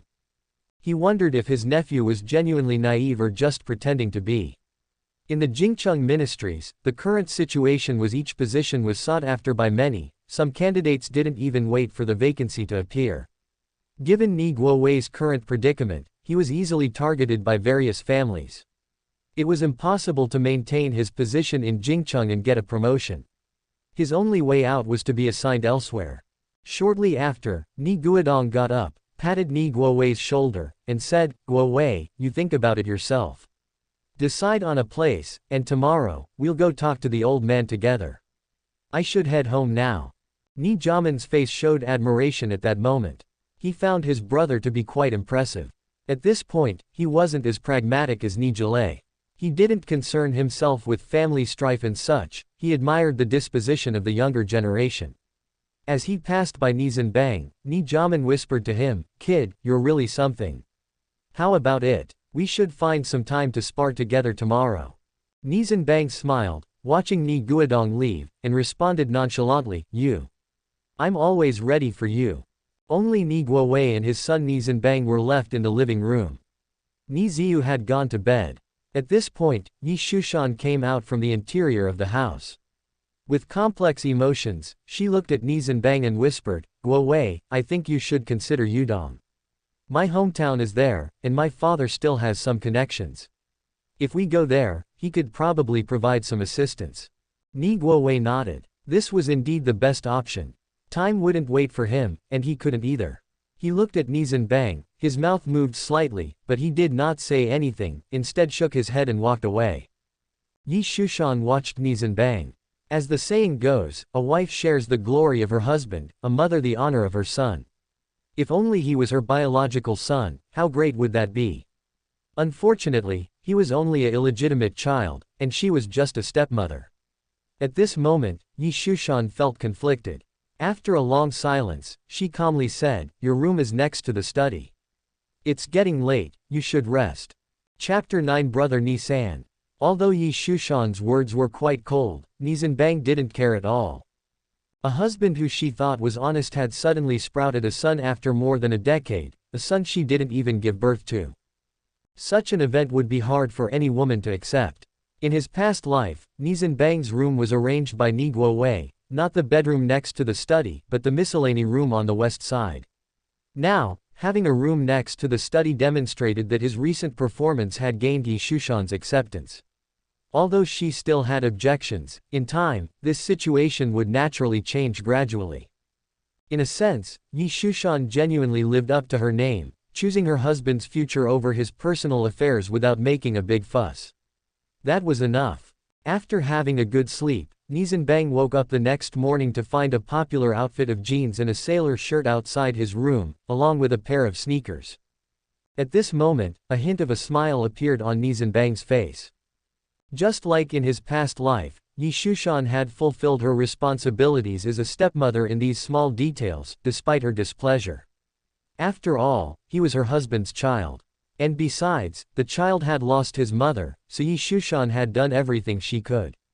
The only pity was that in his past life, because of his disability, self-deprecation, and bitter resentment towards his father, Nie Zhenbang had in turn grown to resent Yi Shushan, and their relationship was not good.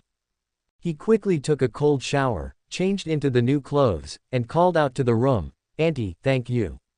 Jamin invited me out to play. I won't be home for lunch." Once Nie Zhenbang left, Yi Shushan emerged from her room. Watching his receding figure, she sported a complex expression. Sighing, she proceeded to clean the room. Yuying School was a popular gathering spot for young rascals in Jingcheng. By the time Nie Zhenbang got there, the school year had just begun. From a distance, he saw Nie Jamin standing with several others who were hanging around, looking him up and down with slanting eyes.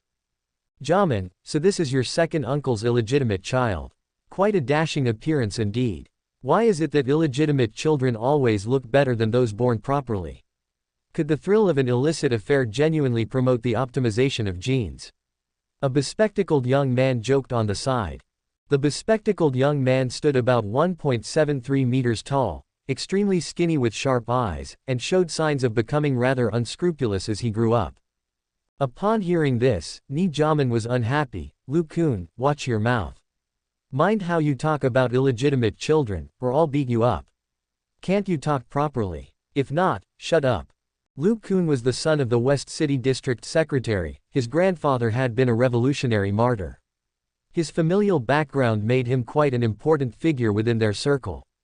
Surprised by Nie Jamin's outburst, Lu Kun relented. All right. I can see that all you military committee guys are like this. Yi Yujun, you, and Yang Anbong, you all have some nerve. Only you guys can say this sort of thing, we can't. After all, we are in different classes." At that moment, Nie Zhenbang also arrived in front of Nie Jamin. Looking at the few people standing beside him, Lu Kun, son of the West City District Secretary, Li Hua, son of Chief of Staff Li from Jingcheng City Military District, and the robust boy called Wen Li, of the influential Li family. All those who were close to Nie Jamin in his previous life seemed to have gathered. "Jamin, what's up with you? Judging by your aura, you're up to something. Spill it, what's your plan?" "I'm in," Nie Zhenbang said with an air of nonchalance. Having lived past 40 or so in his last life, he should have been fed up with hanging around these brats. However, if he wanted to make a name for himself in this life, he needed to establish a reputation among them. That's just reality. He had hoped to do other things, but without any connections or resources, a cold-blooded and unloved illegitimate child like him couldn't accomplish anything. He needed to win these people over to move on to the next step. As soon as he opened his mouth, he spoke fluent Beijing dialect, seemed very familiar with the circle's lingo, and oozed the charisma of someone who had been a part of it for years. His demeanor shocked everyone there. Nie Jamin was also somewhat surprised. Looking at Nie Zhenbang, he said, "Well done, Nie Zhenbang, you speak Jingcheng dialect quite fluently. It must be your mother who taught you. It seems like you've planned this beforehand. Even without this matter, I bet you'd come find me anyway. Fine, we're relatives after all. You're quite a man, I won't blame you for not giving you a chance. Today, if you win, you will officially join the circle. What do you say?" That's exactly what Nie Zhenbang was aiming for. These spoiled brats, although not very impressive, have a great sense of propriety. They don't rely on family connections and don't bully others with their power. This is the principle within the circle. It's unclear who said it. Perhaps it was the old third generation or even earlier. But no one has violated it. To violate it means you don't want to be in the circle. From then on, you'd be a target for everyone, with no one respecting you. In his previous life, he led a secluded life, focused on studying, and was not familiar with the people in this circle, which resulted in his lack of sufficient connections. In the end, he met a tragic end. In this life, Nie Zhenbang is determined to completely change this situation. Heh, just with you guys. All of you come at me, Nie Zhenbang deliberately showed disdain.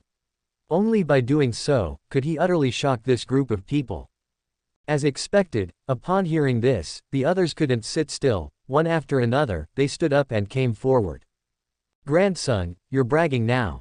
You little squirt, if I, Brother Kun, don't teach you a lesson today, you won't understand why flowers are red.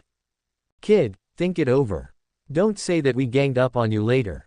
Nie Zhenbang immediately assumed the starting stance of shape intent fist. He disdainfully said, HMPH, just with you few, all of you come at me. If I lose, consider it that my skills are not refined. On the side, Li Wen0 also laughed and said, brother, you have guts. Win or lose, I, Li Wen0, recognize you as my brother. While they were preparing to fight, two other groups were watching them at the side. On the 5th floor of the teaching building, more than a dozen people were gathered in the corridor. One person was holding a military telescope watching this scene. After a while, he put down the telescope and said, well, that Nie Zhenbang, that kid, is really unscrupulous. Bullying the few with the many. Nie Zhenbang, the third brother of the Nie family, is quite interesting. On the other side, in a pavilion less than 200 meters away from Nie Zhenbang and others, there were also more than a dozen people gathered, watching this scene with disdain. Nie Zhenbang is too talkative. Isn't he just an illegitimate child? What can happen if he is beaten? Maybe his aunt will even thank him. Seeing Nie Zhenbang get into position, Nie Zhenbang's expression also became serious. This guy has really been trained. Immediately, Nie Zhenbang stopped blabbering and roared, brothers, let's go together. The others nearby immediately roared and rushed over. Lu Kun, the kid, casually pulled out a brick from the flower bed beside them and charged at Nie Zhenbang with a whistling sound. Speaking of fights, these young masters of Jingcheng have never been shy about them. Nie Zhenbang and Li's special group are considered among the tougher ones in the circle. Even Yang Onbong and Zhou Chen had to give way to them. However, Nie Zhenbang's group was sent flying one after another. Nie Zhenbang started the shape intent fist, with a straightforward routine. Facing a group of people without any martial arts foundation, Nie Zhenbang didn't give them any chances. Almost every move knocked one down. In just about 2 minutes, Nie Zhenbang had settled the situation. Looking at Lu Kun and others wailing on the ground, Nie Zhenbang crouched in front of Nie Zhenbang, gently extended his hand, and smiled, Zhenbang, what do you think? Is my third brother's skill up to par? Chapter 10 Third brother is awesome. In his previous life, Nie Zhenbang may not have been involved in any social cliques, but he had witnessed a lot. Today's elite young generation, compared to the old 3 batches, has changed a lot. However, there is one constant principle in certain matters: they still uphold their principles. Moreover, when it comes to their social hierarchy, they competed based on their own abilities and merit. Take Yang Onbong and Nie Zhenbang for example, who were the leaders of their own small cliques. They acquired their position with their own efforts, not by leveraging their parents' social status and power. That kind of approach is currently disdainful to them. Nie Zhenbang's approach just now was spot on. He first used force to subdue everyone, creating a sense of intimidation. However, he measured his actions carefully, ensuring not to hurt them. He ultimately ended it all on a light-hearted note, expressing his friendly intentions. This smoothed the animosity between them. Originally, Nie Zhenbang was impressed by Nie Zhenbang's performance last night. Youngsters of their age naturally embrace rebellious tendencies. However, Nie Zhenbang was the first who could show such dominance in front of the elders. It was just the fact that Nie Zhenbang was not pleased with this illegitimate son that had led to today's situation. At this point, Nie Zhenbang tactfully showcased his strength and simultaneously gave Nie Zhenbang a graceful exit. Nie Zhenbang also laughed, stood up, and patted Nie Zhenbang on the shoulder. Good lad, you even dare to take advantage of your second brother. I was born in January 1970. You are definitely younger than me. Nie Zhenbang laughed as well. Second brother, we're outside, so our family hierarchy doesn't matter. You are barely a month older than me. Outside, we rely on our own abilities. I have claimed the title of the third brother." Upon finishing his sentence, both laughed heartily. Nie Zhenbang then embraced him. All right, the third brother it is. Brothers, let's go to the capital restaurant for a Western meal. Today, your second brother will be treating everyone to an authentic French feast." Yang Onbong was observing the scene. Although he couldn't hear the conversation, he put down his binoculars, grinned and said, "Interesting, this third brother Nie, I'd like to meet him." "Onbong, is it worth it? To attach importance to such a brat who doesn't share our stature, aren't you overestimating him?" Wang Yuchong, the son of the Wang family, said dismissively. Yang Onbong smiled slightly, assured him, "Yuchong, don't underestimate Nie. I'm sure he isn't ordinary." On the other side, Zhou Chen was watching Nie Zhenbang and the others leave, carrying a disdainful expression. He scoffed, "Nie really disappoints me. He's just an illegitimate son, does he deserve this? So useless, messing around with an illegitimate child. He's disgracing the reputation of Jingcheng's elite young generation." Only in the afternoon did Nie Zhenbang return home. At this moment, only Yi Shushan was at home. When she saw Nie Zhenbang walk in, she stopped what she was doing, stood up straight and looked at him. Nie Zhenbang approached Yi Shushan and sincerely said, "Auntie, may I speak with you?" These words made Yi Shushan surprised. She had already braced herself for accepting him. The saying, "stepmothers are hard to deal with," was pervasive, but previously, Yi Shushan had never considered this. Although Yi Shushan had accepted this fact now, she was still adjusting to this new reality. Nie Zhenbang's sudden request threw her off balance. She nodded hurriedly, moved to the sofa and said, Zhenbang, what's the matter? Did the kids in the courtyard or Jamin bully you?" Nie Zhenbang gave a small smile, seeing that Yi Shushan was managing to cope, which was comforting to him. At least it showed she had started to get used to the fact that she has him in her home, acknowledging him as her husband's son. Nie Zhenbang didn't expect Yi Shushan to see him as her own son immediately, but signs of change were always good. What was troublesome was an indifferent attitude. Nie Zhenbang firmly believed that Yi Shushan, who treated him well in his previous life, would do the same this time around as well. "Auntie, I don't want to go to school anymore. I already understand everything that is being taught at the school," said Nie Zhenbang, leaving Yi Shushan shocked. Yi Shushan's expression became complex. Not going to school anymore. If the other families found out about this, what would they think of her? Would they accuse her, the stepmother, of orchestrating this? As Yi Shushan was deep in thought, Nie Zhenbang continued, "Auntie, I didn't mean to quit school. I want to maintain my enrollment but study at home. I will only attend the school exams each year. It's a form of homeschooling, you could say." Upon hearing that, Yi Shushan paused for a moment. What did he mean? Was he considering himself a genius? Agreeing would be easy. With her status, she could just make a call to Jingcheng University and it would be fine. But would this affect the child negatively in the future? Yi Shushan hesitated. On one hand, she wished that Nie Zhenbang never existed. She even hoped that he became a lowlife, a rogue gangster, unwelcomed and driven out of the Nie family. Then she would no longer have to see him. Out of sight, out of mind. If she couldn't see him, she would forget the entire thing and the fact that her husband had an illegitimate child. However, on the other hand, Yi Shushan hoped that Nie Zhenbang could become a core member of the Nie family, to stake his claim. Because, Yi Shushan did not have her own son. Regardless of whether the son was hers by birth, as long as he was a part of her family, Yi Shushan could use this son to achieve status equal to Huang Yurong's. In the end, her rationality overwhelmed her desires, and she asked sternly, "Want to explain why you want to study by yourself?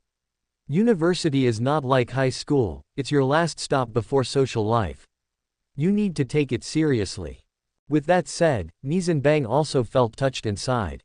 Despite the fact his stepmother had some spleen against him and even now seemed reluctant to call his name, her behavior proved she still cared for him. If she agreed without hesitation, it would spare Nie Zhenbang a lot of trouble.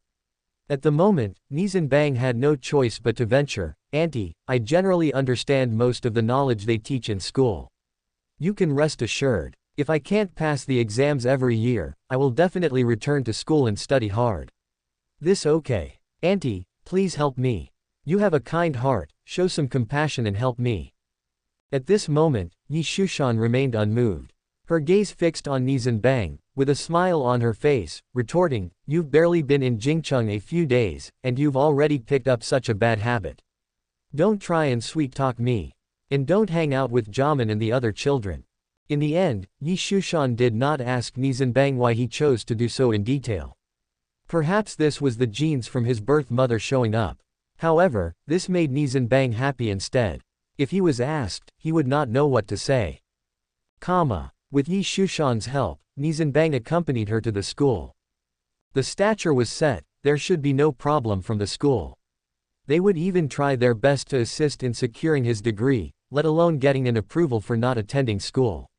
Moreover, Nie Zhenbang was clear that she would participate in the exams every year, and if she failed any, she would return to school. This wouldn't lower the standard of Jingcheng University. After a slight consideration, the principal agreed. You should go back early and not delay your studies. Don't spend too much time playing with Jamin. You've just arrived. There's much you don't know yet. The waters in this circle are deep. It's not as simple as it seems. Nie Zhenbang gave Nie Zhenbang a look and instructed before leaving on her own. At this moment, Nie Zhenbang jumped up in excitement. He was thoroughly liberated. In fact, the diploma was insignificant to him if he did not have plans for a future career in politics. With his 24 years of previous experience, every major event from his last life was embedded in his mind. If he just wanted to make money, becoming a millionaire, billionaire or even the world's richest man wouldn't be a problem. The purpose of the diploma was to provide groundwork for his career in governance. At the entrance of Yuying School just after school was let out, Nie Jamin and others rushed out of the school upon seeing Nie Zhenbang. The group huddled around him. "Third bro, this is a rare occurrence. A talented student from Jingcheng University has come to see us illiterates." This was Lu Kun speaking. Li Wen also laughed and said, "Third bro, don't tell me you're here to hit on the girls. I'm telling you, many girls at our school are sleeping dragons and crouching tigers, each potentially a bomb.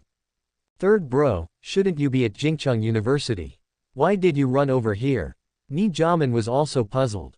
At this moment, Nie Zhenbang laughed and said, "Nothing much, I processed the self-study procedure, so I don't have to go to school anymore. I was doing nothing at home so thought of seeing you guys." As soon as his words fell, Lu Kun's excited shout sounded, "Third brother, you are my real older brother.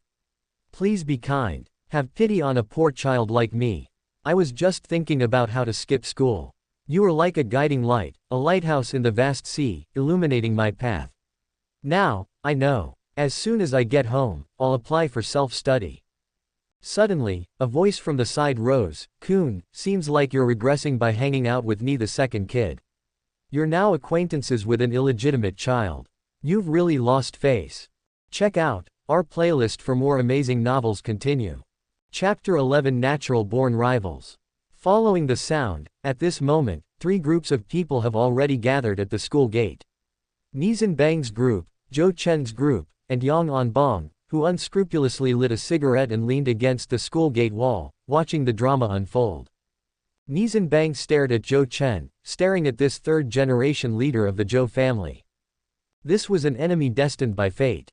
In the last lifetime, with the departure of the old Nie patriarch, the Zhou family, being in the government, clashed with the Nie family during the power struggle. The highest leader had to intervene, and only then did Zhou family lay down their arms. But since then, Zhou Chen set his sights on Nie Zhenbang. From then on, Nie Zhenbang became a laughingstock in the crown prince circle of Jingcheng. A son of low birth is naturally a person to be ridiculed. It was unknown how Nie Zhenbang had offended him, but Zhou Chen seemed to take great pleasure in humiliating him. Then, Nie Guodong decisively set up his own faction, and Nie Guowei never recovered. Behind all this, Zhou Chen was the instigator. Hearing this, Nie Jamin had already stood out. "Zhou Chen, what kind of crap are you speaking? Are you asking for a beating?" Nie Zhenbang stared at Zhou Chen, a cold light flashing in his eyes. He chuckled, "Well, it's the crown prince of the Zhou family, rightful heir and seed of a fine pedigree. Should I address you as big brother auspicious?" As Zhou Chen heard this, an arrogant smile crossed his face. Being a direct descendant of the third generation of the Zhou family, he was undeniably worthy of this title. But then, Nie Zhenbang changed his tone. Zhou Chen, when did your father's family jewel get a leak like you? It's a wonder what God was thinking. Did some bored angel neglect to leave a bastard out in the cold and stuff you in a womb instead? What did I do to you? Bite you? Or shit on your head? Did your old man also get busy on the side? Where's your elder brother from the common folks? Nie Zhenbang's words were piercingly sharp and malicious. After enduring a miserable fate for 24 years, he learned many classic insults from the 21st century. Now, he used them effortlessly, his performance was perfecting. At least Zhou Chen's face had turned the color of pig liver. On his side, Yang Onbong was dumbfounded, thinking it was genius.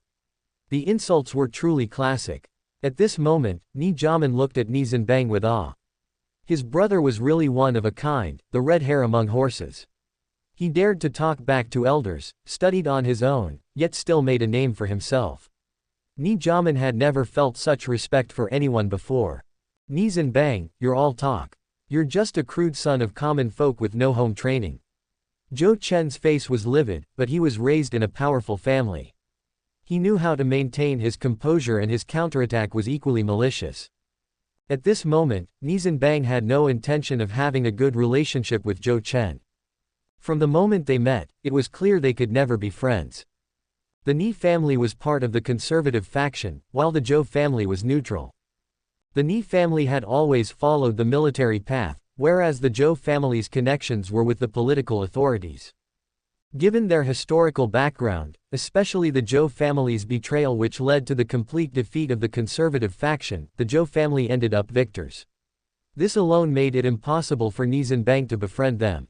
In the last lifetime, Nie Zhenbang was under their feet once. This time, it'll be their turn. Nie Zhenbang was naturally enemies with Zhou Chen. Now and always. Nie Zhenbang, cut the crap and pull your punches. This isn't my style. If you have guts, let's have a match. Don't say you're afraid. If you are, I'll lose all respect for you. Toying with you until your death will be a piece of cake for me. Zhou Chen seemed very confident. You, grandson, don't think too highly of yourself. Did you think this was some old folks gathering? Even your old man wasn't so arrogant. Do you, Zhou Chen, think you're some divine being coming to earth? If I gave you 100 times your courage, would you dare? Toy with me till my death. Show me what you got. Pick any place, any time, any method. Nie Zhenbang was not raised a coward, Nie Zhenbang retorted, looking at Zhou Chen with utter disdain. Nie Zhenbang knew very well that he had just arrived and barely managed to join the circle. In others' eyes, he had yet to gain the status necessary to stand on equal footing with them.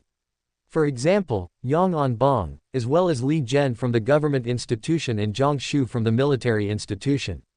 To get such an opportunity, he needed someone to make a stand against. Zhou Chen was the perfect choice. At this moment, the enraged Zhou Chen was like a male rooster in the mood for mating, full of aggression. Staring at Nie Zhenbang, Zhou Chen snapped, "Don't pick a time. Let's do it today, at People's Park. 8 o'clock tonight. Who doesn't show up is a coward. Whoever kneels down and apologizes is a loser. Do you dare? All right, 8 tonight, let's see if you're brave enough to show up," said Nie Zhenbang nonchalantly. With Zhou Chen's departure, Yang Onbong stepped forward. "Let me introduce myself, Yang Onbong from Compound 1. Looking at Yang Onbong, a smile surfaced on Nie Zhenbang's face. This was the one he had been waiting for. In the previous life, this young man abandoned the path of politics and military for the unexpected choice, business. It infuriated his father, but later the young man started his business on Nandao Island, setting foot in various industries. Under his management, Shungshan Group became one of the top 500 companies in the world 24 years later. He was a born businessman. Nie Zhenbang is doing this now for two reasons. One is to gather some connections for his future official career, and the other is because of Yang Onbong. This person is a crucial part of his plan. Yang Onbong also has another identity. He is Yang Anna's elder brother. Yanbei, Nie Zhenbang. This is Nie Zhenbang's response. There was a sense of loneliness and confidence, but it would not be overlooked by others. In reality, everyone knew that the old master of the Nie family had never recognized Nie Zhenbang's existence. Bringing him back to the family was merely a helpless act. There had never been a ceremony acknowledging ancestors and returning to the clan. Nie Zhenbang did not qualify to enter the family tree. That's just the way it is. If it were anyone else, they would probably go by Nie Zhenbang of Nie family. But Nie Zhenbang's phrasing indicates his meaning. If the Nie family did not recognize him, then he did not acknowledge the Nie family either. It would not be until the day when the Nie family formally acknowledged him that he would recognize himself as a member of the Nie family. There was no slightest hint of contempt on Yang Onbong's face. After a formal handshake, he said, "Zhenbang, this Zhou Chen is notoriously sneaky. Be careful tonight." Nie Zhenbang let out a hearty laugh. As a reborn individual, he knew Zhou Chen's character all too well. But if he dared to go, he would not fear Zhou Chen. However, he appreciated Yang Onbong's concern and responded solemnly, "Second brother, thanks. After today, I'll invite you for a drink." 8 o'clock in the evening. People's Park was already mostly deserted. In a forest deep in the garden, the scattered rays of dim lamplight from garden lights reflected off tree branches and onto the ground. By Nie Zhenbang's side were Nie Zhenbang, Lu Kun, Li Hua, Li Wenzhou, plus a few offspring from the military commission compound. On the opposite side, Zhou Chen was there with his gang, alongside a large man over 1.8 meters tall. Seeing Nie Zhenbang arrive, a flash of ruthless aggressiveness passed by Zhou Chen's face. In a grave voice, he said, "Nie Zhenbang, you're not afraid of dying. Today, my brother here will fight you one-on-one. If you win, we'll let bygones be bygones and not interfere with each other again. If you lose, you will kneel and kowtow to me 3 times. The moment his voice fell, Nie Zhenbang shouted, "Zhou Chen, you bastard! How crafty you are! By your rules, you are in advantage whatever the outcome. Let's change it then. If you lose, you'll kowtow 3 times to our third brother. If you win, we'll not interfere with each other again. Agree?" His words left Zhou Chen speechless. He truly didn't know how to respond. At this moment, Nie Zhenbang waved his hand and said, "Zhenbang, no need for any more words. Words once said are like water splashed. Since he set the rules, all right, let's follow them. Zhou Chen, have your friend make his move." After finishing, Nie Zhenbang took up the starting position of the shape intent fist. "Young Master Zhou, this man is a martial artist, and it looks like he has deep fundamentals. This is the famous Li family shape intent fist from Yanbei. I practice boxing. I'm afraid I cannot win. Preliminary fright." The bulky man's words made Zhou Chen's face darken. "Wang Bo, just fight freely, I'll take responsibility if anything happens. Just don't lose. You know the consequences if you lose." Zhou Chen's words carried a hint of warning. The strong man clenched his teeth and charged at Nie Zhenbang. Chapter 12 Nie Zhenbang's actions.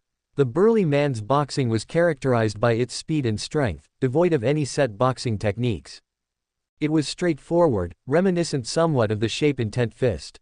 The shape intent fist, known for its direct and rapid attacks, was counted among the 3 greatest styles of internal martial arts alongside Bagua and Tai Chi.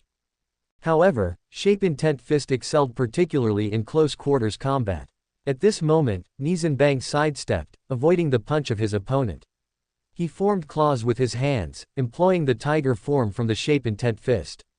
With a ripping sound, the burly man's clothing was torn apart. Following this, Nie Zhenbang transformed into a crane form and struck the burly man's back, sending him flying a few meters forwards. The gap between the 2 fighters was indeed substantial. While Nie Zhenbang's shape intent fist hadn't reached the level of internal power, it was more than enough to deal with 3 to 5 burly men. The battle was swift. In less than 10 minutes, the burly man was knocked down. Zhou Chen had lost. Ignoring the fallen burly man, Zhou Chen coldly huffed, "Nie Zhenbang, you're ruthless today. Remember this, my score with you isn't settled. You'd better not fall into my hands in the future." At that moment, Nie Zhenbang approached the burly man, extending his hand, "Brother, your kung fu is not bad. It's a shame you chose the wrong side. If you're interested, how about hanging out with us in the future?" The burly man's character was admirable. His moves during the duel were clean, which was why Nie Zhenbang made the offer. If he could get this man to hang out with Nie Zhenbang and the others, they'd likely make a good gang. Upon returning home, Nie Zhenbang immediately became well-behaved, tiptoeing toward the courtyard. He gestured a respectful bow to Nie Zhenbang before sneaking into the house. Nie Zhenbang strolled into the house without concern.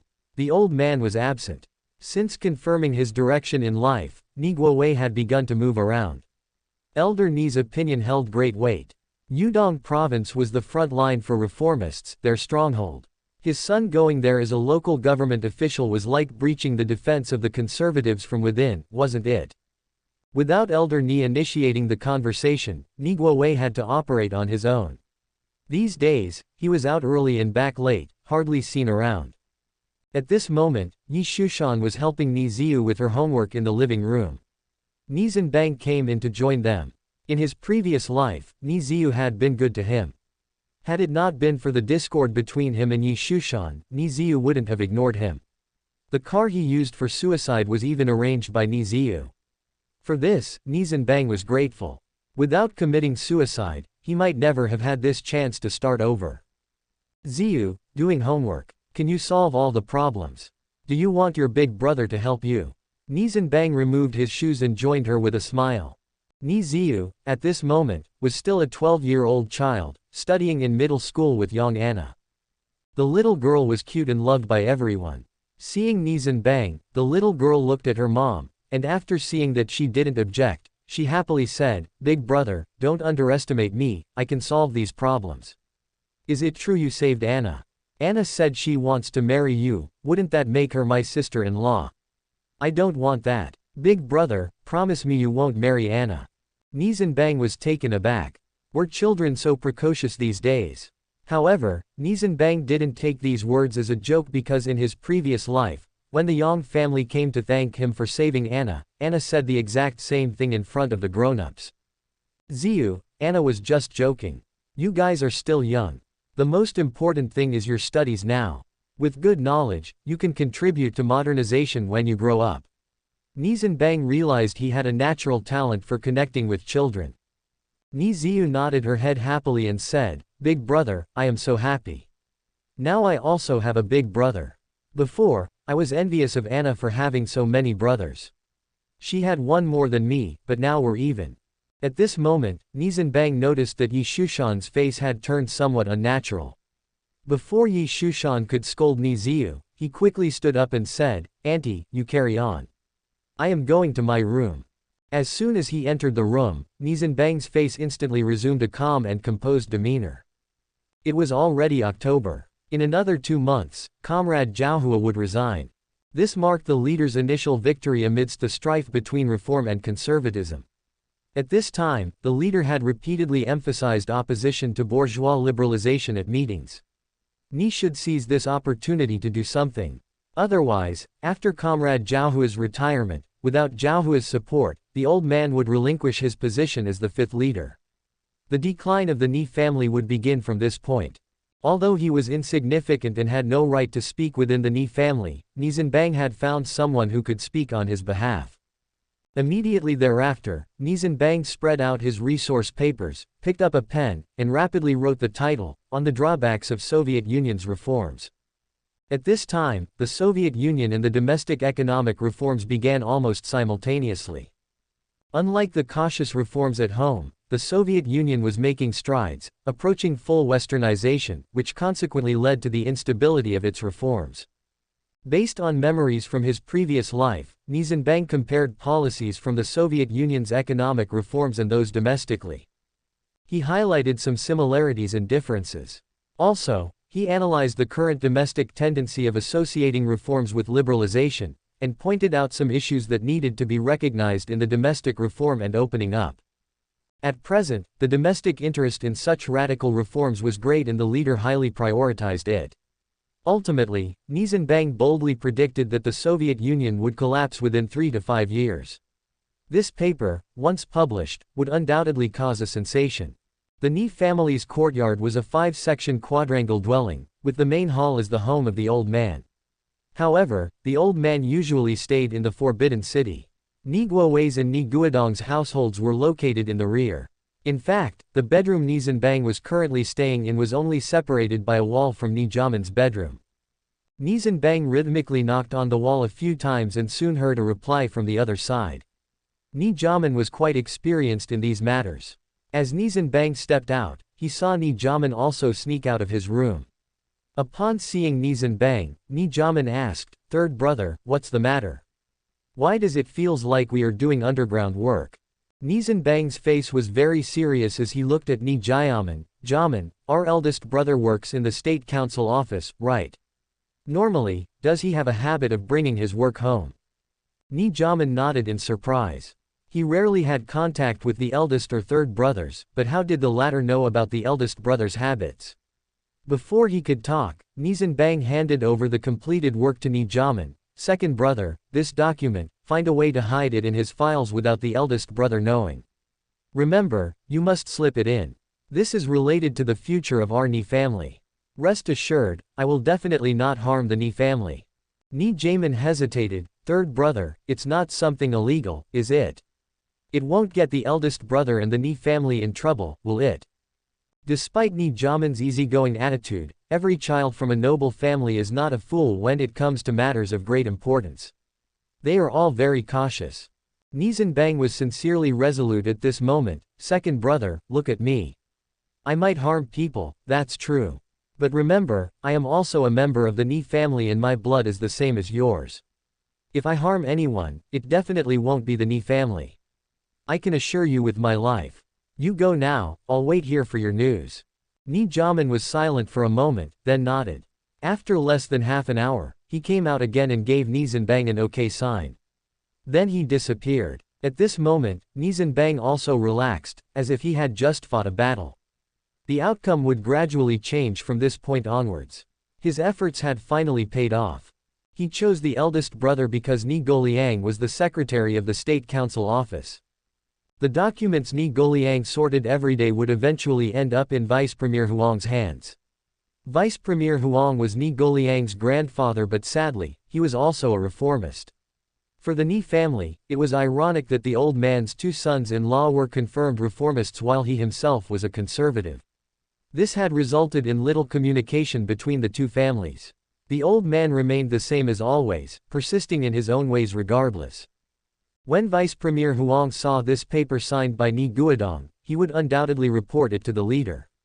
With the leader's wisdom, he would not miss this opportunity to publish Nie Guodong's paper in Alarm.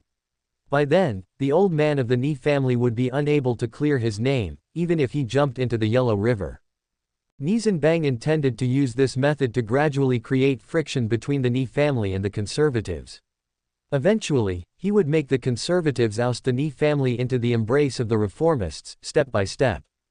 Chapter 13 Crown Prince of the Nie family. Director Gu, this is a document to be submitted to the leader. Please take a look. As soon as Nie Zhenbang was at work at the state council office, he handed over the materials that he had compiled the previous night. Although Nie Zhenbang was mainly responsible for assisting Deputy Prime Minister Huang, who was also his grandfather, Nie Zhenbang always performed his duties strictly according to his role. Nie Zhenbang was a capable person, whether in writing articles or speeches. He had a very accurate grasp of current politics.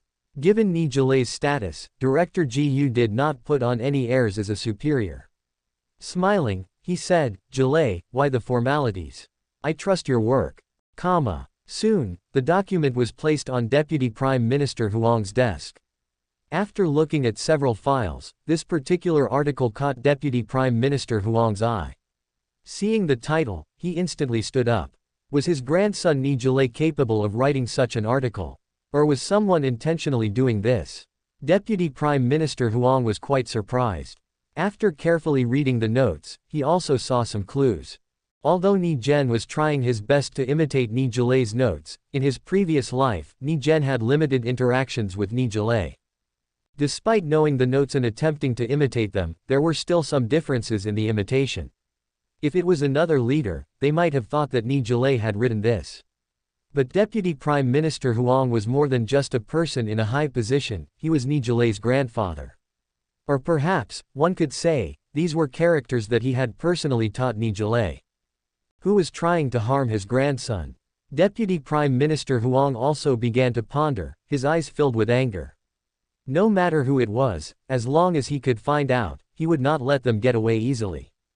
After patiently reading through the entire article, Deputy Prime Minister Huang's expression was extremely solemn.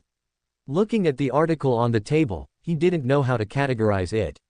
Was it shocking, sensational, or even ill-intentioned, designed to disrupt the current good situation of domestic reform and opening up? Or perhaps, it was really an alarm bell. With this thought, Deputy Prime Minister Huang stood up. Guo, prepare the car. I need to pay a visit to Meixiong Park. Meixiong Park was the residence of the head of state. As the helmsman of domestic reform and opening up, even though the head of state did not hold the highest position within the party, he was indeed the high command of the military commission. What's the rush, Zhansheng? This isn't like your usual style.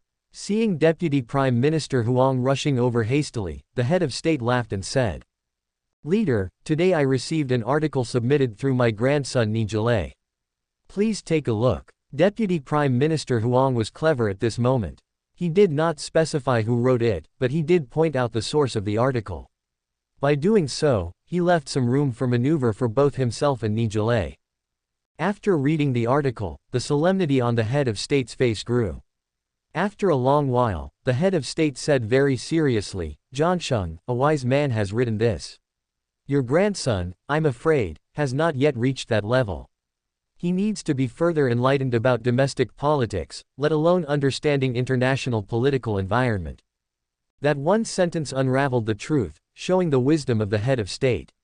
It gave Deputy Prime Minister Huang a sigh of relief. No matter what, at least there was not any significant issue with Nie Zhenbang. However, at this point, the head of state smiled and said, Zhansheng, what I mean is, it's enough for just you and me to know about this matter. This article, you pass it on to Alarm, to publish, as per my instruction. It must be published verbatim. Well, as for the authorship, just use Nie Zhenbang's name. With the head of state's final decision, the new issue of Alarm, at a prominent place on the front page, displayed the title of the article. The preface specifically included a comment from the head of state about this particular article, and the entire article was published starting from the second page. For a time, the whole country was in an uproar. The Soviet Union, the largest superpower in the world and the only socialist power that could go toe-to-toe with the United States, was reportedly facing the risk of disintegration due to reforms. The bold prediction of the author immediately triggered all theorists and professors nationwide to take action. The neutralists and conservatives also began to stir. They instructed their associates to praise the article in the newspaper, saying that reform should not happen and that the Soviet Union was the role model for Warsaw. At this moment, Elder Nie was furious, slapping the coffee table so hard that 2 teacups were knocked off. His gaze swept over Nie Guodong and Nie Guowei, finally landing on Nie Zhenbang. In meetings like this, women of the Nie family were absolutely forbidden from participating. As for the men in the family, Nie Zhenbang was a student and thus only allowed to sit in as an observer. This was due to Elder Nie's desire to give Zhenbang an early start in the family's affairs. As for Nie Zhenbang, at this point in time, he was seen by the elder as nothing more than an illegitimate son who had no right to take part. Zhenbang, let's hear it. What exactly happened for such an article to be written? What's your intention? Elder Nie roared. To the average person, the article seemed to be criticizing the domestic reforms. However, at the level of Elder Nie and the country's leader, the thought process and perspective in interpreting the article were quite different. On the surface, the article criticized the reforms, but in fact, it affirmed them. It illustrated the differences between China's reforms and those of the Soviet Union. The conservative faction used it as a weapon against the reformists, but internally, they were somewhat discontent with the Nie family. What in the world happened for the Nie family to endorse the reforms? Nie Zhenbang, at this time, was still in a state of confusion. He had no idea how the article had been submitted in his name. All he knew was that, all of a sudden, his name was being discussed and queried nationwide. Hope Daily even published an op-ed countering his views. The intensity of the conservatives' words and their ferocious momentum made Zhenbang apprehensive. At the moment, the heir to the Nie family had his head bowed low, daring not to even glance up. He meekly said, "Grandpa, I didn't write this article. I have no idea about it." Elder Nie's gaze was sharp, scrutinizing Zhenbang for a long time. He had seen countless people in his life, and he understood Zhenbang's demeanor. After a moment of silence, he seemed a bit disheartened, sighed, and said, "What a cunning divisive strategy. As Elder Nie left, Nie Guodong and Guo Wei got up and went out. At this crucial moment, the order for Guodong's transfer had also arrived. Joining Guo Wei, the two brothers were simultaneously transferred to Yudong, holding comparable positions. Guo Wei was appointed as Deputy Secretary of Ui City Committee and Mayor of Ui City Government, while Guodong was appointed as Deputy Commander of the Yuezhou Military Region, concurrently serving as the first political commissar. These appointments indicated that the country's leader was also beginning to take action. Ensuring Jingcheng City Military District's security, the leader would not take risks. The moment the elders left the house, Jilei's expression turned grave. He looked at Jiamen, who was fiddling with his fingers on the sofa, and said, "Jiamen, tell me the truth. How did this article come about?" After the article was published, Jilei also started to carefully reflect. There was no one in the office capable of setting him up so covertly. This left only one possibility: it was done by an insider who had constant access to him. That narrowed down the choices. Only Jiamen could be the suspect. Jiamen, stunned for a moment, stood up and retorted, "Big brother, you must have evidence when you make accusations, just like catching adulterers in bed or thieves red-handed. On what grounds are you so sure it was me?" Just then, Nie Zhenbang walked in from outside, clapping and smiling. Looking at Jiamen, he felt gratified. In this situation, Jiamen didn't betray him, which meant that he had gained Jiamen's trust. In his view, this was a good thing. Seeing Zhenbang arrive at that moment, Jilei felt that Zhenbang looked very much like a big villain who had come back to snatch away the family property. His expression darkened and he pointed at Zhenbang. You have no right to be here, get out immediately." Nie Zhenbang's expression changed. He completely ignored Jilei's reaction and sat down on the sofa, crossing his legs, and said casually, "Jilei, the crown prince of the Nie family, the legitimate heir of the third generation, the eldest son's eldest grandson. If this is your attitude, I am concerned about what the Nie family will be like under your leadership." "What do you mean, Nie Zhenbang? You need to realize your position. You are nothing more than, you are merely my uncle's son. You have not yet gained the family's approval. What right do you have to criticize me?" Jilei was prepared to denounce Zhenbang as an illegitimate child. But remembering that Zhenbang was his uncle's child, he decided to refrain from such harsh words. At this moment, Nie Zhenbang calmly said, "Big brother, your suspicions are quite accurate. I authored that article, and I had Jiamen place it amongst your documents. One can therefore say that I am the one responsible for the Nie family's current defensive position. However, don't you think your life now is much better than before?" Chapter 14 Glory Together. Nie Zhenbang's words were harsh, at least, that's how they felt to Nie Jilei at that moment. Watching Nie Zhenbang in a casual demeanor typical of the stubborn Beijing folks, Nie Jilei saw the nonchalance on his dismissive face as if he had done something trivial. However, Nie Jilei was aware of the impact that this article had on the Nie family. The fact that even the old patriarch was startled was proof of the severity of the situation. Yet at this moment, Nie Jilei did not know how to respond. Thinking back to his time at work, although everyone was respectful due to his background, that was merely surface-level courtesy born out of fear of his power. It was only because Deputy Prime Minister Huang was his maternal grandfather that they acted so. However, after the article was published, Nie Jilei noticed a clear change in his colleagues. The hypocritical smiles were replaced with sincerity. Relationships between colleagues were much more harmonious than before. Moreover, many admired him because, in their eyes, Nie Jilei was a man of the people. There was no need for superficial politeness or secret precautions. With this article as a foundation, Nie Jilei believed that he could resolve the current official-level issue within a year. Understanding that achieving such a position at the age of 21 during these times was unheard of. His lips twitched, and Nie Jilei stubbornly retorted, "So what? Do you know what politics is? Do you understand the impact this has on our Nie family? This has nothing to do with personal circumstances. It is about the rise and fall of our entire Nie family." Nie Jiamen also looked somewhat worried. He leaned over to Nie Zhenbang and expressed his dissatisfaction. "Third brother, are you trying to ruin the Nie family? You wouldn't think it of him, but despite Nie Jiamen's nonchalant demeanor, it doesn't mean he lacks political awareness." At that moment, Nie Jiamen felt as if he had been deceived. Nie Zhenbang's expression also became serious. To be honest, he didn't care about Nie Zhelei's attitude at the moment. However, he valued Nie Zhenbang's opinion. Immediately, Nie Zhenbang stood up and stared at Nie Zhenbang. Second brother, do you think I would do something like that? Don't forget, whether I admit it or not, whether our patriarch admits it or not, I am a part of the Nie family. I understand the principle of, one for all and all for one. Don't treat me like an idiot. No one instigated me to do this. I orchestrated everything. Saying this, Nie Zhenbang looked at the eldest in the Nie family, Nie Zhelei. I ask you, do you think your life now is better, or was it better before the reforms and opening up?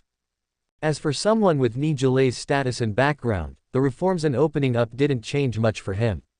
Given the Nie family's status, there was no lack of material possessions. However, it is undeniable that there were more goods available on the streets of Jingcheng, more foreign goods, and more modern products. Even though there was no scarcity, there was no longer a need to wait for parents or elders to bring back a Walkman when they traveled. Overall, it was more convenient. As for ordinary people, Nie Zhelei didn't understand much about them. However, judging from the economic data and living conditions reported by many regions in the office, most of the common people support the changes. In this circumstance, Nie Zhelei didn't want to spout nonsense. After a moment of silence, Nie Zhelei spoke, life is better now. Material goods are regulated by the market. If there is a shortage of something, the market will provide it. Traders seek profit, and things are valued by their scarcity. Shortage means demand, and naturally, there will be people willing to fill that gap. But isn't this speculation? Many people in this era share this viewpoint held by Nie Zhelei. At the beginning of the reforms, quite a few private entrepreneurs were sentenced for speculation. Nie Zhenbang laughed. Speculation. Elder brother, what is the definition of speculation? It refers to those who hoard goods for profit, creating disturbances in the market such as buying low and selling high, adulterating goods, manipulating prices, etc. But are those private entrepreneurs, who see business opportunities in the market, produce goods or use other ways to bring in merchandise, sell them at or even below market prices, speculators? On the contrary, I think they are complementing our planned economy. At this moment, Nie Zhenbang wanted to tell Nie Zhelei that a market economy is not capitalism. Socialism also has a market. Planned economy is not socialism. Capitalism also has a plan. However, he would not say those words, uttered by the leader, himself. Seeing Nie Zhelei deep in thought, Nie Zhenbang was taken aback. Indeed, just as in the past. In fact, following the old man's departure, the attitude of Nie Guodong's family began to gradually change. This was also why the main branch managed to maintain a bare hold. As long as Nie Zhelei could change his mindset, Nie Zhenbang would have confidence in his plan. Because in the current situation, Nie Zhelei, being the firstborn legitimate grandson, was the most crucial and heaviest link. Eldest brother, the reason our party was able to take power from old Zhang was not only due to the wisdom of the revolutionary elders, but more importantly, because of public sentiment. Our party has always been there serving the people at the grassroots. This will never change. The people's will is the key. Understand. And now, with the economic reform, everything is centered around economic construction. This is the people's will. Under such circumstances, do you think Comrade Nan Xuan will lose? No. Because he has already joined the winning side. This is the fundamental reason I want to publish that article under your name through our second brother. Nie Zhenbang's words, though not loud, sounded thunderous in Nie Zhelei's ears. Nie Zhelei, as the third-generation successor handpicked by the old family head, had his own capabilities and skills. The old man would never support a luodu. This was a principle. At this moment, hearing Nie Zhenbang's words, Nie Zhelei also understood. One glory, one defeat. Nie Zhenbang was right. Now, the Nie family is a conservative faction. In the future, they will undoubtedly lose. Nie Zhelei understood the cruelty of political struggles. Once defeated, the Nie family would be nothing. As a Nie family member, regardless of whether Nie Zhenbang or others in the family accept or reject this notion, outsiders always consider Nie Zhenbang as a member of the Nie family. This was Nie Zhenbang's true intention. This was why he played his cards through Nie Zhelei. Looking at Nie Zhenbang, Nie Zhelei had a serious and shocked expression. What kind of person was this? So young, yet endowed with such a sharp political gift. Cautious and meticulous thinking. Perfect planning. Everything at present was playing out according to his plans. Would such a person pose a threat to his position in the future? Nie Zhenbang was having doubts. Seeing Nie Zhenbang's reaction, Nie Zhenbang inwardly exclaimed, "Not good." His performance was too prominent. Instead of putting Nie Zhenbang at ease, it had made him wary. Immediately, Nie Zhenbang smiled and said, "Eldest brother, are you worried that I might take your place?" If Nie Zhenbang tried to be evasive, it might not be good. But saying it this way put Nie Zhenbang's mind at ease. People often hope to speculate on the consequences. After a pause, Nie Zhenbang continued, "Eldest brother, in our Yanbei rural region, when children grow up, they usually start their own families. Even if we part ways, the kinship still remains. Whenever there is anything, we will help each other out. Even if I enter the officialdom, do you think you can influence my thoughts as adults in the future? In other words, even if I become the family head, could I manipulate your thoughts? That's impossible." Nie Zhenbang's purpose was clear. Being a family head was just symbolic in nature. It wasn't about whether he wanted to grab it or not. Whoever had a higher position would be recognized by the outside world, which was a very practical issue.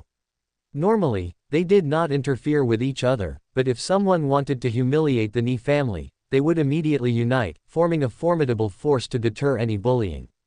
Hee, elder brother, this is just a metaphor. My ambition lies elsewhere. Right now, I'm interested in business. Under these circumstances, I feel that being in business is the most meaningful." Nie Zhenbang reiterated his intentions. Nie Zhenbang was stunned for a moment as he gazed at Nie Zhenbang. After some time, he finally stood up and said, "Little third, I hope you will be careful." Chapter 15 The Loud Slap. The Capital Restaurant is regarded as one of the top-notch restaurants in Jingcheng. In the 1960s, the Moscow restaurant was very popular in Jingcheng. Having dinner at Old Mo's was a great honor and worth showing off. However, due to social changes and the development of the catering industry, there are more and more Western restaurants in Jingcheng nowadays. Today's elite in circle no longer pursues what the Red second generation wanted. The new generation of the Red offspring cares about class and showiness, and the Capital Restaurant is the uptown spot in the city, second only to the State Guesthouse. Block C of the Beijing Restaurant, a building constructed in the 1970s. At this moment, Nie Zhenbang is standing at the entrance with Xiao Yali, the daughter of his second aunt. Looking at the grandly decorated lobby of the hotel, Nie Zhenbang feels somewhat emotional. In his previous life, due to his disability, he had never been here. His relationships with his siblings were not good because of his attitudes, which could even be described as bad. Looking back, in reality, his cousins from his aunt's homes were all very caring towards him. It was just that, back then, Nie Zhenbang was blinded by resentment and despair, failing to appreciate their care. "Zhenbang, did the sun rise from the west today? Little Nie Zhenbang told me you're treating me to a meal. Do you have money to spare? You wouldn't be thinking of getting me to pay for it, would you?" "No worries, whatever you want to eat, I got it." Xiao Yali, with an innate boldness, is 19 this year. Instead of attending school, she hangs around in the social circle every day, making her one of the most active figures among the Nie family's younger generation. This is why Nie Zhenbang wants to meet with her. Women, because of their gender, are naturally at a disadvantage in the officialdom. However, in the business field, the people in the circle of this metropolis city all have to save some face. After much thought, his eldest aunt's daughter Deng Yun has gone abroad, and Deng Yun's personality is not suitable for this. As for Nie Zhenbang, this young fellow was bound to follow the path of the military in the future. The rest are too young. Only the second eldest sister is the most suitable one. At this moment, Nie Zhenbang just smiled. He didn't expect that his second aunt, who was always serious after she joined the army, had such moments of jest. He then pointed to the door and said, "Second sister, don't rush, we can have either Western or Chinese food. However, we still have 2 more people to wait for." As soon as he finished speaking, an exceptionally rare Crown Prince version motorcycle in the country at that time stopped at the side, an authentic American Harley Crown Prince motor. The body shone brightly. Yang Onbong and Nie Zhenbang got off the motorcycle. Yang Onbong, who was driving, casually hung his helmet on the handlebar. They left the bike at the entrance of the hall with no intention to move it, and walked towards Nie Zhenbang and Xiao Yali. Upon seeing Xiao Yali, Yang Onbong's face changed, and he said immediately, "Third Nie, didn't you say there's important business to discuss? Why did you invite her?" "Yang Onbong, what's with that tone? Don't you know how to speak properly? What do you mean by her? Are you much older than me? It's only 3 months, who do you think you are?" Xiao Yali immediately retorted sarcastically next to him. Being the crown prince and princess respectively, they hold nearly identical statuses. Xiao Yali speaks without any hesitation. Yang Onbong was never known to be a complacent person. Hearing those words, his eyebrow twitched, and he retorted, "Oh ho, what's with the fiery Xiao family girl today? Did your patriarch feed you gunpowder? Why do I smell the scent of jealousy? Could it be that you're into me? No way. This handsome gentleman, how could I be attracted to your kind? You." Xiao Yali was getting frustrated. Nie Zhenbang felt a headache coming on. How could he forget? In his previous life, these two constantly argued, neither one liking the other. The disputes grew deeper and eventually led to their elders being involved. It wasn't until Xiao Yali joined the army that things finally calmed down. Immediately, Nie Zhenbang stood up and said, "Stop, stop, stop. I mean, second sister Xiao, second brother Yang, both of you are second in your families, you both have second in your titles. Can you both not be so petty? Little Nie is laughing at our immaturity. Let's stop fighting and focus on the matter at hand. This is a matter concerning the future of Earth and unification of the universe." Second, which can mean someone pitiful or pathetic, is a term that became popular on the internet 20-odd years later. Nie Zhenbang blurted it out without thinking. Just as he was regretting his impulsive words, both people suddenly turned to him and said in unison, "Nie Zhenbang, who are you calling a dummy? Oh my, isn't this the third young master of the Nie family? Why, does the country bumpkin, the illegitimate child, want to try some of the delicacies here as well? Well, it's a good place, and you've probably never been here before. Since you've shamelessly entered the Nie's home, of course you should savor the feeling of being a young master." An extremely irritating voice sounded from not far away. Again, it was Zhou Chen. In the previous life, the root cause of the Nie family's suffering began with the Zhou family. "Zhou Xiaosh, what the hell are you talking about? Didn't I beat you enough last time? You still owe us 3 respectful bows, didn't you come here to make good on that? Forget it, we're all acquaintances, you're exempted from 3. Considering your pathetic state, we'll reluctantly let you off with 1. Nie Zhenbang immediately jumped in. Zhou Xiaosh was Zhou Chen's nickname because there was a Chen in his name. In the Chinese zodiac, Chen represents the dragon. Therefore, some people in the circle began to call Zhou Chen, Zhou Xiaosh. In the circle, it is common for the younger generation to quarrel with each other, and the elders would not pay much attention to it. Especially when there's a grudge between the elders, the conflict between the younger generation becomes more intense, which is what one might call a generational feud. In the circle, the Nie family had always lived peacefully with everyone. In his previous life, Nie Zhenbang was disabled. Even now, Nie Zhenbang couldn't figure out why the Zhou family treated the Nie family as adversaries. Why Zhou Chen picked on him. However, since Zhou Chen had inflicted pain upon him in the previous life, Nie Zhenbang decided to pay him back in kind in this life.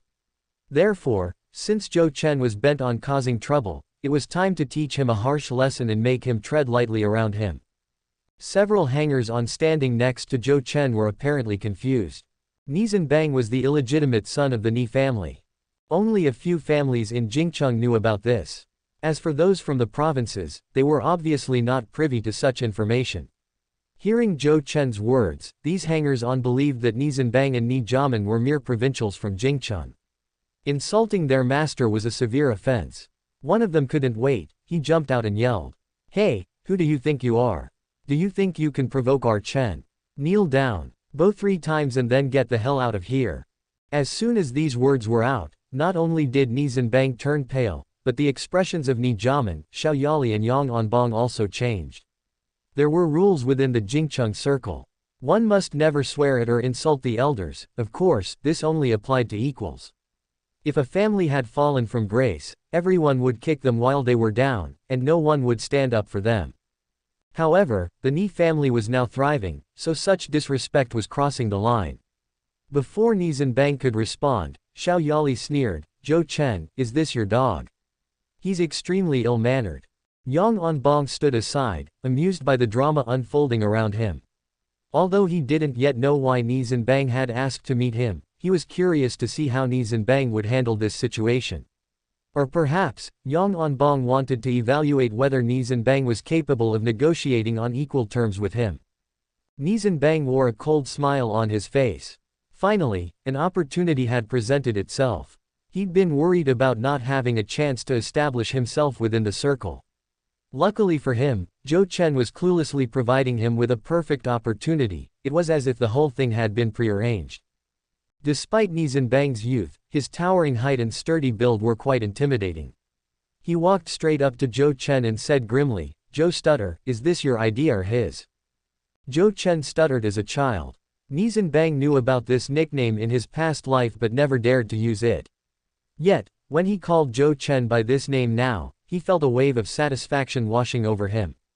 By contrast, Zhou Chen looked pale, as if he hadn't heard that nickname in a decade. He could tolerate being called Zhou Xiaosh, but Zhou Stutter was the ultimate insult to him. His face darkened. Zhou Chen glared at Nie Zhenbang, his eyes shooting daggers. It's a common saying not to hit someone in the face, but Nie Zhenbang was figuratively slapping him right now. Zhou Chen retorted, "Regardless of whose idea it is, what will you do?" "What will I do? If it's your idea, I'll hit you. If it's his idea, I don't mind helping you teach this dog a lesson." Nie Zhenbang said this with a smile, but his tone was domineering and left no room for debate. "It's my idea." Zhou Chen's courage wasn't easily dampened. At this moment, if he backed down, he would appear weak and lose face. As soon as he finished speaking, a loud slap echoed in the room. A red handprint promptly marked Zhou Chen's face. Zhou Chen was stuck in a difficult position. At this point, Nie Zhenbang's words had already pushed him into a corner. If he backed down now, he would be seen as timid. Moreover, Zhou Chen had assumed that Nie Zhenbang wouldn't dare to hit him. But he was mistaken. Nie Zhenbang had nursed a grudge against him for decades. Now that it had erupted, Nie was holding nothing back. Chapter 16 Equity Distribution. How dare you hit me? Zhou Chen was still dazed, then, awakening Zhou Chen, already rushed up. When had Zhou Chen ever been treated like this? Wherever he went, he was always favored by others. This also fostered his disdain for everything. In the past, Zhou Chen was actually quite intelligent. He would never dare to provoke the offspring of a family with greater power than his own. This time, Zhou Chen didn't consider the likelihood of such audacity in this illegitimate child. In Zhou Chen's mind, a person who has never seen the world would think a county chief might cause the sky to fall. Even if Zhou Chen now considers himself a prestigious son, it still takes time to adjust. Zhou Chen simply wanted to take this opportunity to establish his prestige in the circle by humiliating Nie Zhenbang. Reputation isn't something that falls from the sky but something that one fights for. Or in other words, it's something achieved by stepping on others and suppressing them. In the previous clash, Zhou Chen believed that since he personally did not make a move, Nie Zhenbang had the audacity to be so brazen. As such, this time, Zhou Chen decided to take matters into his own hands, assuming Nie Zhenbang would not dare to strike. A bastard who's not even recognized by his own family wouldn't dare to touch him. Regrettably, he had succeeded in his previous life, but in this one, he had miscalculated. Nie Zhenbang wasn't the same downtrodden misfit and cripple as he was in his previous life. Zhou Chen's boxing skills had some military characteristics. If it weren't an ordinary person, they might not necessarily be able to beat Zhou Chen. However, Nie Zhenbang's skill, his shape-intent fist although hadn't reached the level of inner strength yet, was beyond Zhou Chen's level OT martial arts. The shape-intent fist emphasizes straightforwardness and among close combat it is considered the most fierce and sharp. With one sweep, Nie Zhenbang had already broken Zhou Chen's attack routine. Followed by a simple tiger-shaped punch directly hitting Zhou Chen's chest. In one hit, Zhou Chen was sent flying and was slumped to the ground. "Hey, who are you guys? Is this a place to fight? This is the Capital Restaurant. Many foreign guests come and go. Please leave quickly." Nearby, security who had heard the commotion started to speak up. At this moment, Yang Onbong was looking at the upright Nie Zhenbang with a profound expression. He coldly said, "This isn't something you can interfere with. They are just foreigners, right? So what? Should we serve them like we did during the Qing dynasty in our country? Stay out of trouble. Stay aside. You can't meddle with this matter here. Even Lu Jian can't." Knowing what was good for himself, the security guard shut his mouth. He knew who Lu Jian was, the lobby manager of the capital restaurant. In Jingcheng, he was quite influential. Given the sheer audacity of this person, his identity was quite evident. Nie Zhenbang didn't even glance at Zhou Chen and instead looked at the henchman who had been cursing at him earlier. "Just now, it was you who cursed, right? I'll give you a chance, slap yourself until you bleed. Otherwise, wait for your father's corpse." The henchman wilted in fear. Initially, he had wanted to show his loyalty in front of Zhou Chen. But he didn't anticipate bringing such big trouble unto himself. That the strength of this newcomer, fear was not small. The two people with relaxed expressions nearby were not ordinary people either. Even his father's position at the department level relied on the Zhou family. Realizing the situation, the henchman immediately knelt down, slapping himself left and right. Nie Zhenbang, watching Zhou Chen's situation, chuckled lightly. "Zhou Shaosh, if you want to save face, I am ready anytime. Elder brother Yang, let's leave. I intended to treat you to dinner, but unfortunately, you ended up watching such a farce. Let's not let these trash ruin our mood. Brother Yang, please." Nie Zhenbang turned and said with a smile.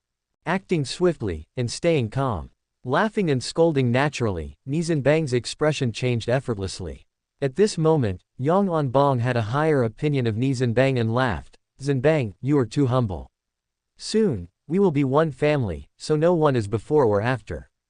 Steamed abalone with shark's fin, clam soup with bird's nest, Tan family special braised pork, monk's vegetables sea prawns.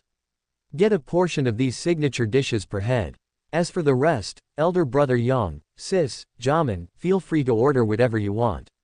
Inside the private room, Nie Zhenbang casually named these 4 signature dishes of Tan family. And then handed over the power to order to others. In the C block, 7th floor of Capital Restaurant, there was a dining hall named after the Tan family, known for its high-end service, high-end decoration, and semicircular windows, coupled with luxurious and elegant furnishings. This hall had certainly become a place to show off and was a favorite spot for people within their social circle, making it a great choice for dining in. Xiao Yali casually looked at the menu and casually said, "Also get some venison skewers, prawn shoots, snail minced meat, and braised mandarin fish. As for dessert, serve some walnut paste. Brother Yang, you decide the wine. I don't drink anyway." At this moment, Nie Zhenbang couldn't help but chuckle. These two were pretty similar in character. They kind of reminded him of a tortoise and mung bean, a perfect match. If they were to get together, it would greatly benefit the Xiao family. However, Nie Zhenbang definitely wouldn't engage in a marriage alliance. Everything depended on their own fate and development. Yang Onbong was quite frustrated, wondering how he ended up with Xiao Yali. He didn't even bother to look at the menu. Having seafood with white wine or white grape wine would be perfect. In that case, let's have Maotai. It's the national liquor. I do like this kind of sauce-flavored taste. The dishes were quickly served. After a round of drinks with Nie Zhenbang and Nie Zhenbang, Nie Zhenbang put down his glass, turned to the attendant who was on standby, and said, "Miss, could you excuse us? We have some matters to discuss. Please step outside." Yang Onbong chuckled. "Zhenbang, why so secretive? I hope it's not something shady." Quote. Nie Zhenbang also looked puzzled. "Third brother, what's your game today? I even snuck out the money that our mother saved. If you don't spill the beans, I'll get into trouble when I get home, and you'll not escape either." This remark almost made Nie Zhenbang crack up. This guy really did say whatever he thought. Then he added awkwardly with a laugh, "Ah, well, we're newcomers, and we're a bit strapped for cash. So what belongs to Jamin belongs to all of us. Let's not be formal." Then, Nie Zhenbang turned serious. "Second brother, let's stop beating around the bush. I invited you here today because I want to start a company with you. Are you interested?" This surprised Yang Onbong. This third young master of the Nie family seemed born for this circle. He had just returned and was already like a fish in water, with no hint of unfamiliarity. He himself could not have adapted so fast. Moreover, it seemed that elder Nie was submitting willingly. Xiao Yali was also quite astonished. Her grandfather's strictness was notorious. Not even Nie Zhenbang dared to spend his mother's money without permission. Her little brother was truly extraordinary. She asked in doubt, "Zhenbang, are you quitting school? Did aunt agree? Did second uncle approve?" Nie Zhenbang nodded. Yes, they agreed. They won't interfere with my matters, neither now nor in the future. This statement left Yang Onbong invigorated. They were all in the same situation, their family affairs were quite similar. It wasn't just them, even the older generation had to consult their parents when making decisions, because stepping out represented the family. If they did something that irreparably damaged the family reputation, it would spell disaster. Although the Nie family had not formally recognized Nie Zhenbang, his residence in the Nie family mansion alone represented the Nie family. Without the elders' approval, Nie Zhenbang wouldn't dare to act. However, what Yang Onbong didn't know was that Nie Zhenbang had been reborn. He feared nothing, not even heaven or earth. The only one who knew. Nie Zhenbang naturally said nothing at this moment. Then, Yang Onbong also laughed. Of course I'm interested. Given the relationship between us, there's nothing we can't collaborate on. You say it, no matter what it is, I'm ready to go through fire and water. Nie Zhenbang gave a slight smile. For now, I won't say what we'll be doing.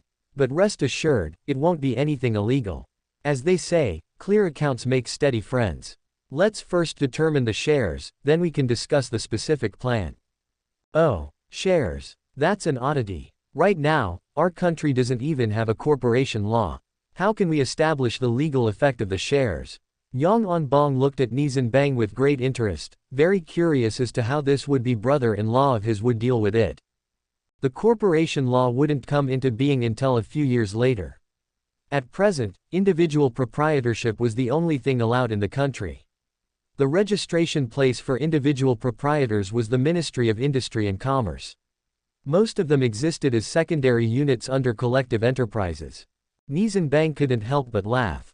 The fact that Yang Onbong could say all this indicated that he had been focusing on these matters since this time.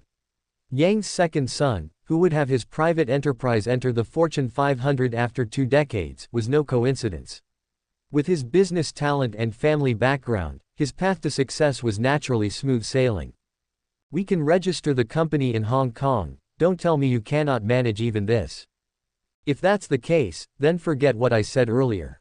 Also, regarding the shares, initially, we need about 70,000 for capital, which you will provide, and you will own 50% of the shares. My second sister will separately invest 20,000 for 15% of the shares. Jamin will invest 10,000 for 10% of the shares. As for me, I don't put in any money, just my brainpower, for 20% of shares. Do you have any objections? Nie Zhenbang laughingly proposed the share distribution plan in registration mode. Subscribe to Chinese Novel Audiobook YouTube channel. Chapter 17. Small Business, Big Future. Yang Onbong started to analyze in his mind. 70,000, for his group of people, wasn't a significant figure. In Jingcheng, any children of decent families could scrape that together. Xiao family's second daughter put forward 20,000. She didn't significantly undercut him. However, Nie Zhenbang was ruthless about the shared stocks. Distributing shares also required some knowledge. Nie Zhenbang's goal was not to make a lot of money here or start a business. His future was in politics. The saying goes, a man cannot live without power. In his previous life, Nie Zhenbang had seen numerous renowned tycoons fall. Once shining brightly, many politicians were honored guests. However, when they collapsed, nobody cared. Ultimately, it's all about power. Officials and merchants. Officials come before merchants. If there are no officials, merchants amount to nothing. Having income to ensure a lifetime of food and clothing, without relying on illegal gains for material enjoyment, is enough. As for who runs the company, Nie Zhenbang doesn't care. Furthermore, Yang Onbong, who made it into the top 500 companies worldwide in his previous life, is competent. Now, by aligning with him first, I am actually the one gaining an advantage. Although I could also operate alone, personal energies are limited. The rationale of being willing to part with something, Nie Zhenbang had understood for a long time. As for Xiao Yali and Nie Zhenbang's shares, that's a product of Nie Zhenbang's whimsy. He never discussed it with anyone beforehand. Such an action, Nie Zhenbang considered two factors. Firstly, Xiao Yali is currently idle. Together with Yang Onbong, they might be able to create something. If they marry, that would be even better. Secondly, if the two are incompatible with this relationship, the Xiao family, in particular Xiao Yali's brainless father, my second uncle, might need to be cautious when dealing with things in the future. Even if the Xiao family declines, with these shares, they can still live comfortably as wealthy people. Although they may lose their power, they can still live without concern for food and clothing. As for Nie Zhenbang, he is an important link. For the Nie family, having only one illegitimate son is not enough. Nie Zhenbang is impossible. The best strategy is to pull Nie Zhenbang in. Then, outsiders would see this as the intention of the Nie family. Zhenbang, you really are ruthless. You butchered me like this. Can't you be a little merciful? Yang Onbong joked. This shows that Yang Onbong has agreed to Nie Zhenbang's equity distribution scheme. Yang Onbong also has his own considerations. The Nie family can allow Nie Zhenbang to venture out independently, which indicates that Nie Zhenbang's position in the Nie family is no longer limited to that of an illegitimate child. Perhaps, not acknowledging Nie Zhenbang is just a smoke screen intentionally released by the Nie family. The fact that Nie Zhenbang can participate already explains the problem. Yang Onbong recognizes Nie Zhenbang's ability. Perhaps, at this moment, Nie Zhenbang already has his own say in the Nie family.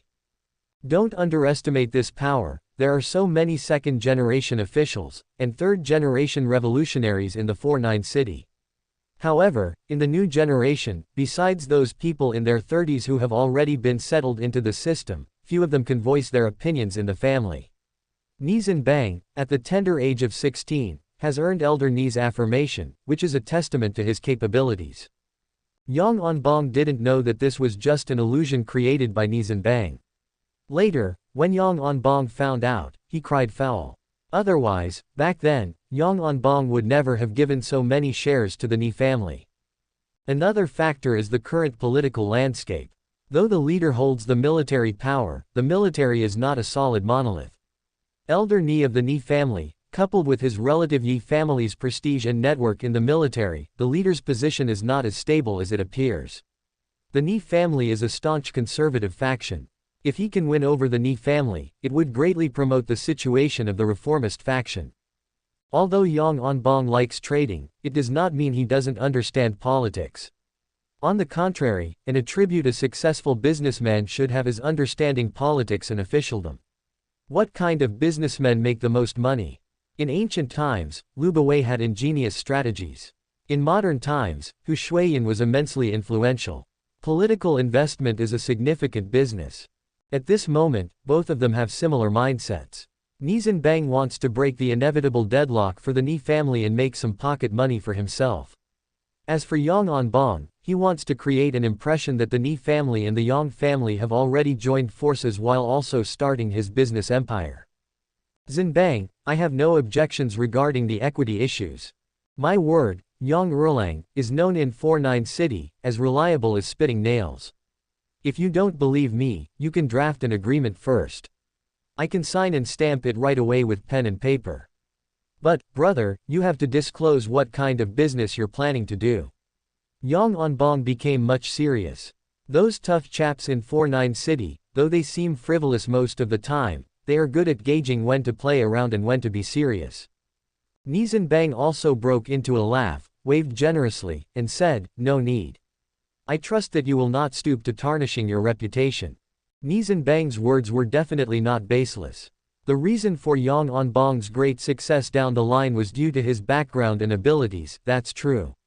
But what mattered most was that Yang Onbong's approach to business never involved leveraging power to overpower others, nor did he ever act in bad faith. Hee, bro, in fact, there's not much to mention about my business, it's just a supermarket. Nie Zhenbang revealed his direction. Supermarket. What is that? Yang Onbong froze for an instant. Next to him, Xiao Yali also looked confused and said, Zhenbang, be clear, what is a supermarket? Only at this moment did Nie Zhenbang remember, the term supermarket, in fact, only appeared a few years later. This era still refers to supermarkets as self-selection stores. Just a couple of years ago, the first supermarket in Jingcheng was opened. However, it was only a meager space of less than 200 square meters, selling only vegetables and meat. In the future context, it was merely a fresh food store. In addition, its prices were 5 to 40% higher than the regular markets. The labels on the packaging bags only had prices, without product names or quality. In Nie Zhenbang's view, this could not be counted as a real supermarket at all. Supermarket, fully called a supermarket. In English, it's supermarket. Currently, we have one in Jingcheng, isn't it? It's located in West City District. Nie Zhenbang laughed and explained the meaning of a supermarket. At this moment, Xiao Yali smacked her head and said, "Oh, so you are talking about that thing. How do you do this business? It's even pricier than outside. Such a small place. How much can you earn?" Nie Zhenbang, however, had full confidence in Nie Zhenbang. If Nie Zhenbang could write such an essay, this third brother's abilities were extraordinary and cannot be judged by common standards. Hence, he said, "Second sister, don't speak. Little brother definitely has his own plan." Although Yang Onbong didn't say a word, it was just his character. He believed that Nie Zhenbang would surely have more than just a little plan. However, his eyes conveyed the same sentiment as Xiao Yali's. Nie Zhenbang laughed and said, "What they're doing isn't a real supermarket. What we're going to do will be an authentic supermarket. Firstly, a large sales venue. 2,000 square meters, or even 20,000 square meters. In addition to vegetables, meats, we'll have daily necessities, from small items like nails, screws, to food, garments. We'll do everything. That would be a real supermarket, a supermarket. In other words, we need to make sure that whenever people think of shopping, they just have to step into the supermarket to find everything. That's when we will have succeeded." Seeing that the two people looked indifferent, Nie Zhenbang continued, "Do you think it's a small business? Hee, let me tell you, never underestimate small businesses as they promise a bright future. There's a supermarket in the United States called Walmart. They specialized in this and became one of the top 10 enterprises in the US. At this moment, Nie Zhenbang also began to laugh. Hualien supermarket would still take a few more years to register and establish. As for Walmart, they won't enter the domestic market until 10 years later. I'm sorry, but I can't wait. I will take over the domestic market first. When you decide to enter, I'm afraid there won't be much left for you." Chapter 18 My son. Upon returning home, Nie Guowei was sitting on the sofa, his complexion grim. Yi Shushan was also sitting beside him, her expression somewhat helpless. Seeing them like this, Nie Zhenbang greeted, "Auntie." However, at this moment, Nie Zhenbang deliberately ignored his father. In his past life, Nie Zhenbang can say that he had no fondness for Nie Guowei at all. The romantic escapade back then in Yanbei was, in Nie Zhenbang's view, nothing more than Nie Guowei failing to keep control over his personal affairs. Afterward, as if pulling up his trousers, he never thought of his mother again. No matter how Nie Guowei saw him, Nie Zhenbang had an indifferent attitude. However, towards his mother, this great woman who had given up her life for him, Nie Zhenbang felt gratitude and appreciation. Despite his mother's constant assertion that Nie Guowei was a man worthy of trust, Nie Zhenbang didn't see it. "You worthless piece of shit. I don't know how your mother raised you." Nie Guowei was in a foul mood seeing Nie Zhenbang's attitude and couldn't help but curse. Yi Shushan looked extremely embarrassed. As a stepmother, she had finally understood what they meant by the heart of a stepmother. At such times, it was easy to be misunderstood. She sat there, wondering if Nie Zhenbang was assuming she had said something about him in front of Nie Guowei. Nie Zhenbang sneered. It appeared that Nie Guowei's matter had been settled and he had been on the receiving end of some anger today. It was clear as day. The old man was unequivocally a conservative hardliner. Yet, Nie family's second-generation representative in politics had chosen to go to Yudong and Ui City to be a mayor. A place on par with Peng City, one of the two special zones leading in reforms. Nie's eldest son had also taken up an important position in the Uezhou military region. This irritated the old man greatly. The conservatives loudly criticized him. Naturally he directed his anger at Nie Guowei. "Got scolded by the old man, didn't you?" Nie Zhenbang spoke incisively, causing both Nie Guowei and Yi Shushan to look at him. At this point, Nie Zhenbang felt confident. If his previous inquiries were mere speculation, now he was certain. He continued, according to the old man's thinking, not opposing nor supporting is basically non-action. In other places, this might be acceptable, performing no merits but committing no faults, you can still get promoted after a few years. But, Ui City doesn't work that way. You ignorant boy, what do you know? Don't think you understand everything just because you've read a few books. In the Nie family, it's not your turn to speak up or mock me. Politics is not something you can discuss. Nie Guowei was clearly irritated. How had this boy suddenly become so bold? Seeing a fight about to break out, Yi Shushan stood up promptly, holding back Nie Guowei. She said, "Guowei, don't speak like that. Let Zhenbang finish what he was saying." Nie Zhenbang's words had resonated deeply with Yi Shushan. Just earlier, both of them were discussing the same issue and it became apparent that her stepson's political talent was not a figment. Not many among Jingcheng's younger generation could match his insights.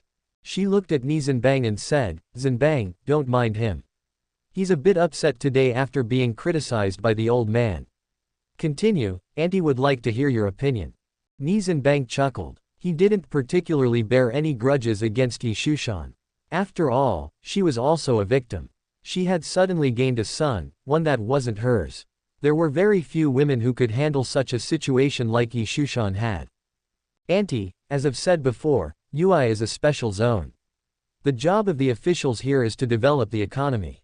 Regardless of your merits in other aspects or how safe you play it, if the special zone's economy doesn't improve, it is considered dereliction of duty. The central government looks at the achievements of the reforms in the special zones. So, anyone who goes there can only fully focus on developing the economy. It's impossible to muddle through." Upon hearing this, Nie Guowei remained silent. In truth, this very afternoon, the old man had called him in and lambasted him, echoing the same sentiments. He had scolded him fiercely about forgetting who the head of the household was, growing wings, etc. His myriad criticisms summed up to, "Wait and see, muddle through." Although Yi Shushan does not partake in political affairs, it does not mean that she lacks a political sense. Being brought up within a prestigious clan, she had absorbed a great deal of knowledge from her surroundings.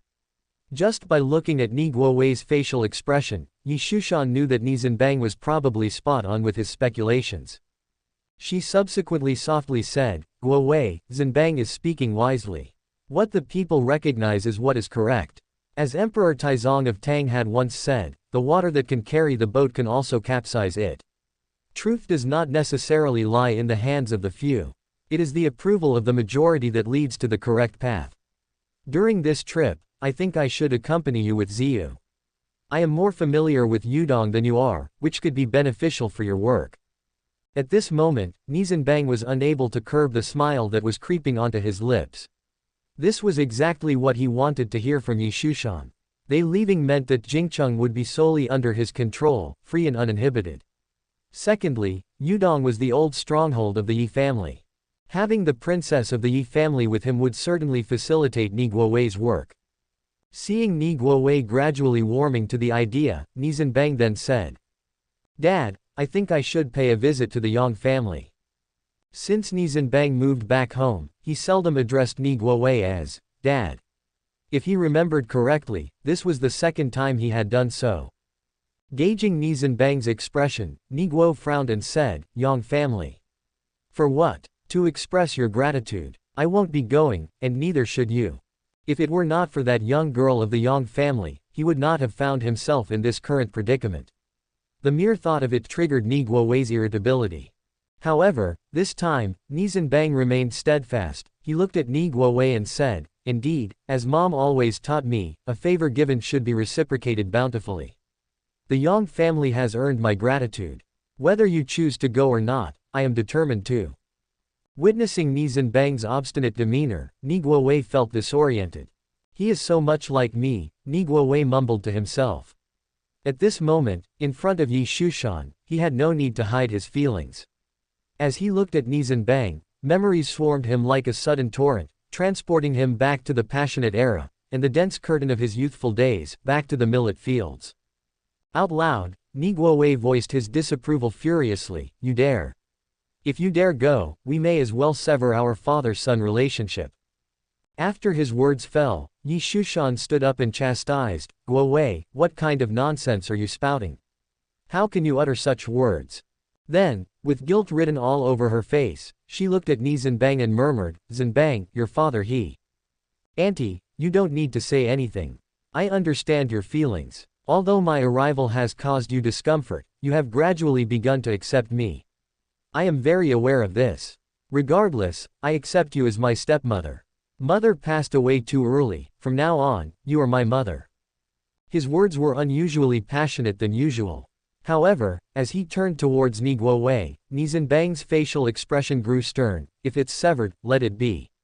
From a young age, I've accustomed to living without a father. Now, with or without you, it makes no difference to me. Do as you wish. I am determined to go to the Yang family. Do what you think is necessary, you may disown me or banish me, I do not care. The atmosphere turned tense in an instant. After staring at Nie Zhenbang for quite some time, Nie Wei stood up laughing loudly, good, indeed you are like me. This stubborn temperament definitely shows that you are my son. Chapter 19 Yang Family. Upon hearing this, Yi Shushan's face became somewhat awkward by the side. However, this embarrassment only flashed by. Nie Wei did not notice it at this moment, but Nie Zhenbang did. Looking at his stepmother, Nie Zhenbang felt a little moved. In his past life, Yi Shushan was good to him, even though he was an illegitimate child. Moreover, he was a disabled illegitimate child. She never kicked him out, even when the family fell on hard times. Even if she had food for herself, there was food for him as well. This was a sort of kindness. Thinking of this, Nie Zhenbang suddenly remembered. Yi Shushan's father, Yi Lao, should pass away from illness later this year. Then, Nie Zhenbang looked at Yi Shushan and said, Auntie, Ziyu has been saying that she wants to go see her grandfather. You should take her to see him.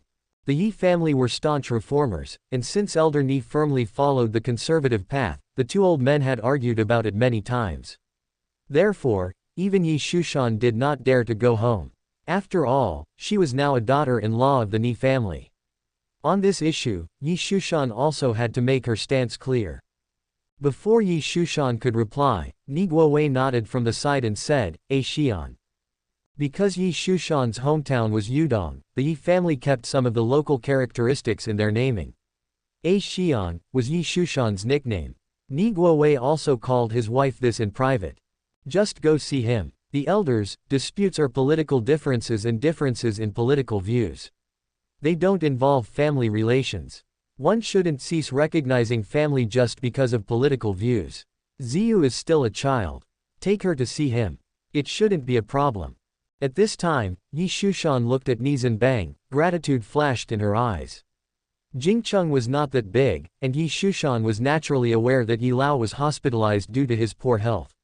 She was merely afraid to mention it. Now that Nie Zhenbang had brought it up, he had done her a great favor. Yi Shushan's view of Nie Zhenbang had improved a lot. Nie Zhenbang gave a slight smile. Then he said, Dad, Auntie, I'm going to rest now. The next morning, Nie Zhenbang woke up early. He did not bring any gifts. Given the Yang family's status, they did not care for gifts, and Nie Zhenbang did not need to bring any. On the contrary, being simple and straightforward demonstrated sincerity. He arrived alone at the gate of the Yang family's courtyard by the Haohai. Looking at the Yang family's gate, Nie Zhenbang was full of thoughts. In his past life, he didn't have the courage to come here because of the Nie family. He was disabled, and in fact, the Yang family's patriarch brought Yang Anna to personally thank him. The exchanges between Elder Yang and Elder Nie were not smooth at that time, and they parted on bad terms. This time, he paid a visit himself, and Nie Zhenbang could even imagine the kind of situation that would arise after he returned home. Shaking his head, Nie Zhenbang decided not to concern himself with the old man. After experiencing his past life, Nie Zhenbang was very clear that even if he was not disabled, the old man would not value him. The old man was someone who placed great emphasis on tradition. As an illegitimate child, unless he was exceptionally outstanding enough that the Nie family couldn't do without him, the old man would not look up to him. Bang, bang, bang. Knocking on the heavy door, the courtyard gate was opened swiftly. At the door, two young soldiers in military uniforms came out and looked at Nie Zhenbang. With serious faces, they asked, "Who are you looking for?" Although Elder Yang did not have the privilege to reside within the Red Walls, given his current status, he was still provided with necessary guards at his residence outside. "Hello, my name is Nie Zhenbang. I came here to see Uncle Yang Guodong. Could you please inform him?" Nie Zhenbang spoke with a calm demeanor and tone, showing a sense of humility yet assertiveness. There was a sense of pride in his modesty. This demeanor was something that Nie Zhenbang had never truly mastered in his previous life. Without profound knowledge and without being cultivated from childhood, one cannot simply imitate the demeanor of an heir of a distinguished family. However, having seen a lot in his previous life, enduring ups and downs for several decades, Nie Zhenbang had learned it. In this life, using it even seemed more fitting than most heirs. The guard looked at Nie Zhenbang for a moment, then assuring himself, he nodded and said, "Please wait a moment." In the living room, the elder of the Yang family had a rare day of rest at home. He was a central government official and a member of the political bureau, though he had not yet entered the standing committee. His life was busy with countless tasks each day. Yang Shengli and Yang Guangrong were also at home. Upon hearing about the visitor from the guard, Yang Shengli was momentarily stunned, then asked, "Nie Zhenbang? That wild young man from the Nie family. What's his purpose visiting us?" The Yang family consisted of three brothers. The eldest, Yang Guangrong, now 44 years old, was currently the deputy director of the National Broadcasting, Film, and Television Bureau, the deputy secretary of the party committee, and the head of the national television station. He was responsible for managing the media front. The second son, Yang Jianjun, was currently commanding a group army in the Exibay military region. He was a bona fide senior military officer. Among the brothers, it was the youngest, Yang Shengli, whose position was the highest, serving as the vice minister level official and executive deputy mayor of Jingcheng at only 40 years old. Shengli, could he be coming to seek some compensations? Yang Guangrong speculated. Yang Guangrong's words immediately caused the elder Yang's brow to furrow. This was the disparity. Normally, the eldest son carried the most hope. Now it seemed that the eldest son might only reach a ministerial position. This young man is interesting. Both the second and third generations of the Nie family are unimpressive. I didn't expect this young man to show promise. The elder had already stood up. The old man's evaluation shocked both brothers. Elder Yang was known for his strictness. For an outsider to receive such high praise, especially without having met him, was indeed a compliment. At this point, Elder Yang continued, "Both of you brothers should be aware of the current situation. Jingcheng must maintain stability at this time. We must carefully manage our propaganda. This is critical to the overall situation of reform and opening up. We cannot let our guard down. I'm going to rest for a while. Shengli, entertain this young man yourself." Under the guidance of the guard, as Nie Zhenbang entered the living room, the gazes of both Yang Guangrong and Yang Shengli focused on him. This situation momentarily stunned Nie Zhenbang. He recognized both of them. But he simply walked in unhesitatingly, slightly bowing and said, "Good day, uncles." Given the Nie family's status, it was not inappropriate for Nie Zhenbang to address the brothers as uncles. Yang Guangrong didn't utter a word, but Yang Shengli stood up. "Zhenbang, please sit down. You saved our Anna. It should be us who should be thanking you. You shouldn't have made this visit. You've made Uncle Shengli feel a bit embarrassed." This was where Yang Shengli's cleverness lay. The news of Nie Zhenbang's visit would certainly spread throughout Jingcheng. He didn't know what the Nie family's attitude would be, but by saying this, he had downplayed the situation. Nie Zhenbang had saved young Anna, and because of this incident, he had the opportunity to return to the Nie family. Whether the Yang family or Nie family should be showing gratitude was a matter of perspective. Even if Elder Nie were to complain later on, he wouldn't be able to fault the Yang family for their manners. The purpose of Nie Zhenbang's visit was clear. He was just trying to mix up the current political landscape slightly. What he wanted was the fact that he was visiting. The process was not important. Such a move would increase the conservative faction's fear and suspicion of the Nie family in Jingcheng. For no one would expect that an illegitimate son who had just returned would be so daring as to visit the Yang family, the backbone of the reform faction, without his father's approval. As a matter of fact, his purpose had already been achieved the moment he walked through the door. After exchanging a few words and discussing some trivial matters, Nie Zhenbang prepared to leave. However, just then, a rushed figure came in from outside. Seeing Nie Zhenbang, young Anna's face broke into a happy smile.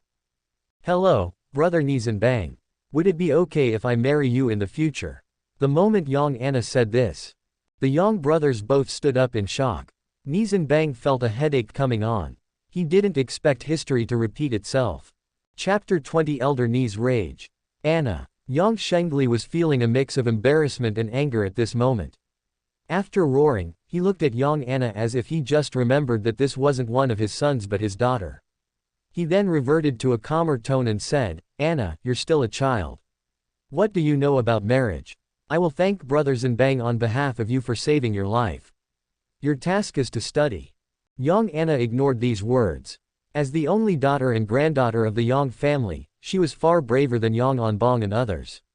Looking at Yang Shengli, she said, "Father, doesn't the book say, 'I am so grateful to the hero who saved my life, and as a young lady I have nothing to offer in return other than myself. Brother Zhenbang saved my life, I insist on marrying him.'" At this moment, Nie Zhenbang was somewhat overwhelmed. He hadn't seen this historical event coming. In his previous life, he hadn't visited the Yang family. By June of the following year, Yang Shengli had brought Yang Anna to his house to express gratitude. At that time, Yang Anna also said the same words. However, in his previous life, Nie Zhenbang was just a crippled illegitimate son. Even though Yang Shengli didn't say anything at the time, he had sent Yang Anna abroad afterward. The Nie family felt that the Yang family was looking down upon them, and the relationship had soured. Unexpectedly, the same thing happened when he visited the Yang family himself this time. At this moment, Nie Zhenbang naturally kept silent. Any words he said would be deemed a mistake. Agreeing to the proposal, he would be seen as taking advantage and potentially accused of cheating a child. Disagreeing, the Yang family would perceive him, an illegitimate son, as arrogant for rejecting their cherished pearl. "Nana, go back immediately. This isn't the place for you to speak." At this moment, Yang Shengli became angry. All his fondness for her aside, this was a significant issue, and he naturally had to make the stance of the Yang family clear. Perhaps Yang Anna had never seen her father or her family act like this towards her. She felt extremely aggrieved. Tears brimmed in her eyes. Looking at Yang Shengli, Yang Anna said tearfully, "Father, I hate you." Nie Zhenbang stood up at this moment. "Mr. Yang, don't be angry. Anna is still young and doesn't understand what love is. When she grows up, she will understand. I will take my leave now." At this moment, everyone assumed this was just a child's joke. But only Nie Zhenbang knew Yang Anna was serious. In his previous life, Yang Anna had always silently waited for him, staying single even till he committed suicide. This was proof enough. Nie Zhenbang really wanted to make a promise to Yang Anna at this moment. But it clearly wasn't the right time. After leaving the Yang family, Nie Zhenbang went straight home. As he walked into the house, the atmosphere felt unusually heavy. The nannies, health workers, and security guards who had been working in the yard all stopped. "Do you remember coming home? Do you remember you're a member of the Nie family? You've overstepped your bounds. Who taught you to make decisions on such major matters on your own? Unruly child." Old Master Nie was seated in the middle of the sofa, his face ashen and looking at Nie Zhenbang with angry eyes. Next to him, his eldest brother Nie Guodong, his father Nie Guowei, and Nie Zhilei were all seated on the sofa, looking solemn. Old Master Nie's authority in the Nie family was indisputable. Even his eldest brother, who was about to take up the position in the Yuezhou military region and become a major general, was also very respectful in front of Old Master Nie. There are no secrets in Jingcheng, every family has numerous informants. The moment Nie Zhenbang went alone to the Yang family, those with the right connections knew. Given the circumstances, it had not gone unnoticed that a conservative stalwart element of the Nie family had visited the die-hard reformist Yang family. News traveled quickly to Old Master Nie. Many conservative bigwigs questioned him.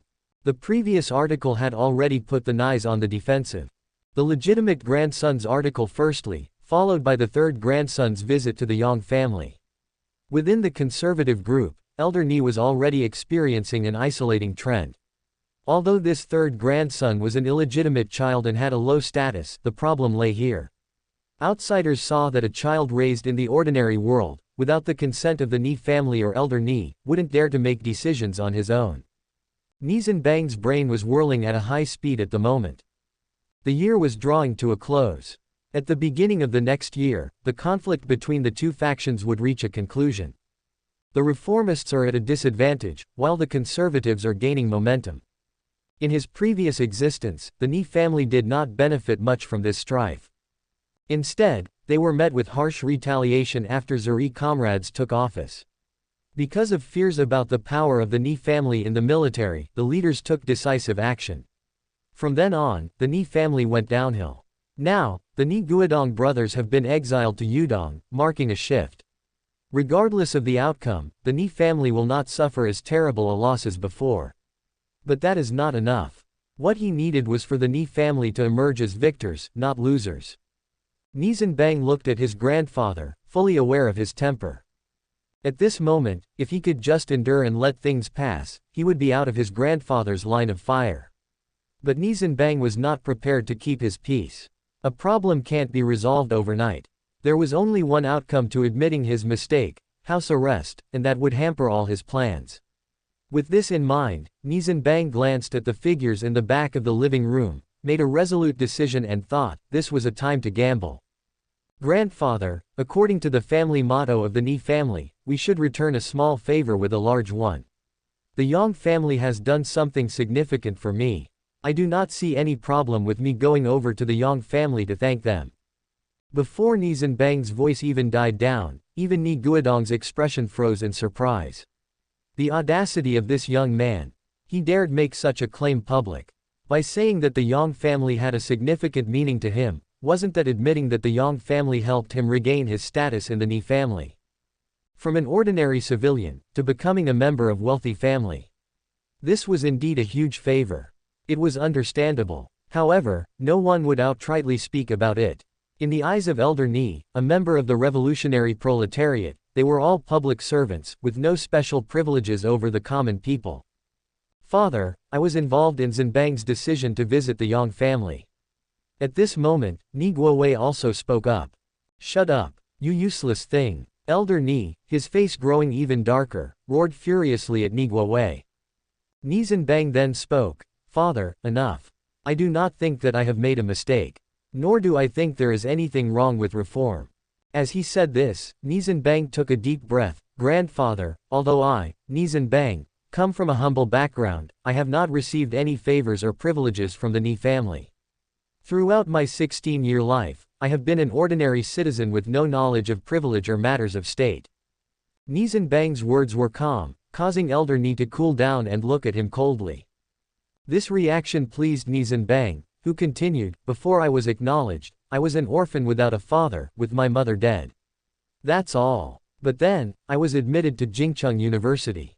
Although my future can't be said to be bright, at least my livelihood was assured. But now, I am labeled as an illegitimate child, against my will. That's the reality. I have to accept it. Should I blame my father? No. Without him, I wouldn't be in this world. Being resentful isn't my style. Grandfather, you are high above us all, one of the national leaders. But do you understand the needs of the people? Nie Zhenbang paused before continuing. During the anti-Japanese war and the Liberation War, a generation of great men built the new China with the support of peasants and the entire nation. This was the will of the people. He who wins the favor of the people, wins the world. The past decade of the Great Revolution has led us here. Several years ago, in small gang village, household contract was introduced for the first time. Since then, farmers across the country have been stimulated to produce more. I don't know about other places, but in Tang City, the farmers are focusing all their attention on their land. Before the household contract was introduced, no one had enough to eat when the communes were in place. But now, every family has surplus grain and can afford chicken, duck and fish for New Year's Eve meal. This is change. The reform and opening up is not just an exchange between the upper echelons of society. It represents the hopes and dreams of the entire nation. It is the will of the people. Anyone blocking this will be abandoned. As his words died away, there was a long silence in the living room. Elder Nie lay on the couch, looking at Nie Zhenbang for a long time before standing up. He uttered a cold huff and said, "Arrogant. Nie Guo Wei, manage your own son. I can no longer deal with him." Thank you for watching. Continue exploring the fascinating world of Chinese novels with us. Hit that subscribe button on Chinese Novel Audiobook to stay updated with our latest stories. And never miss out on a great listen.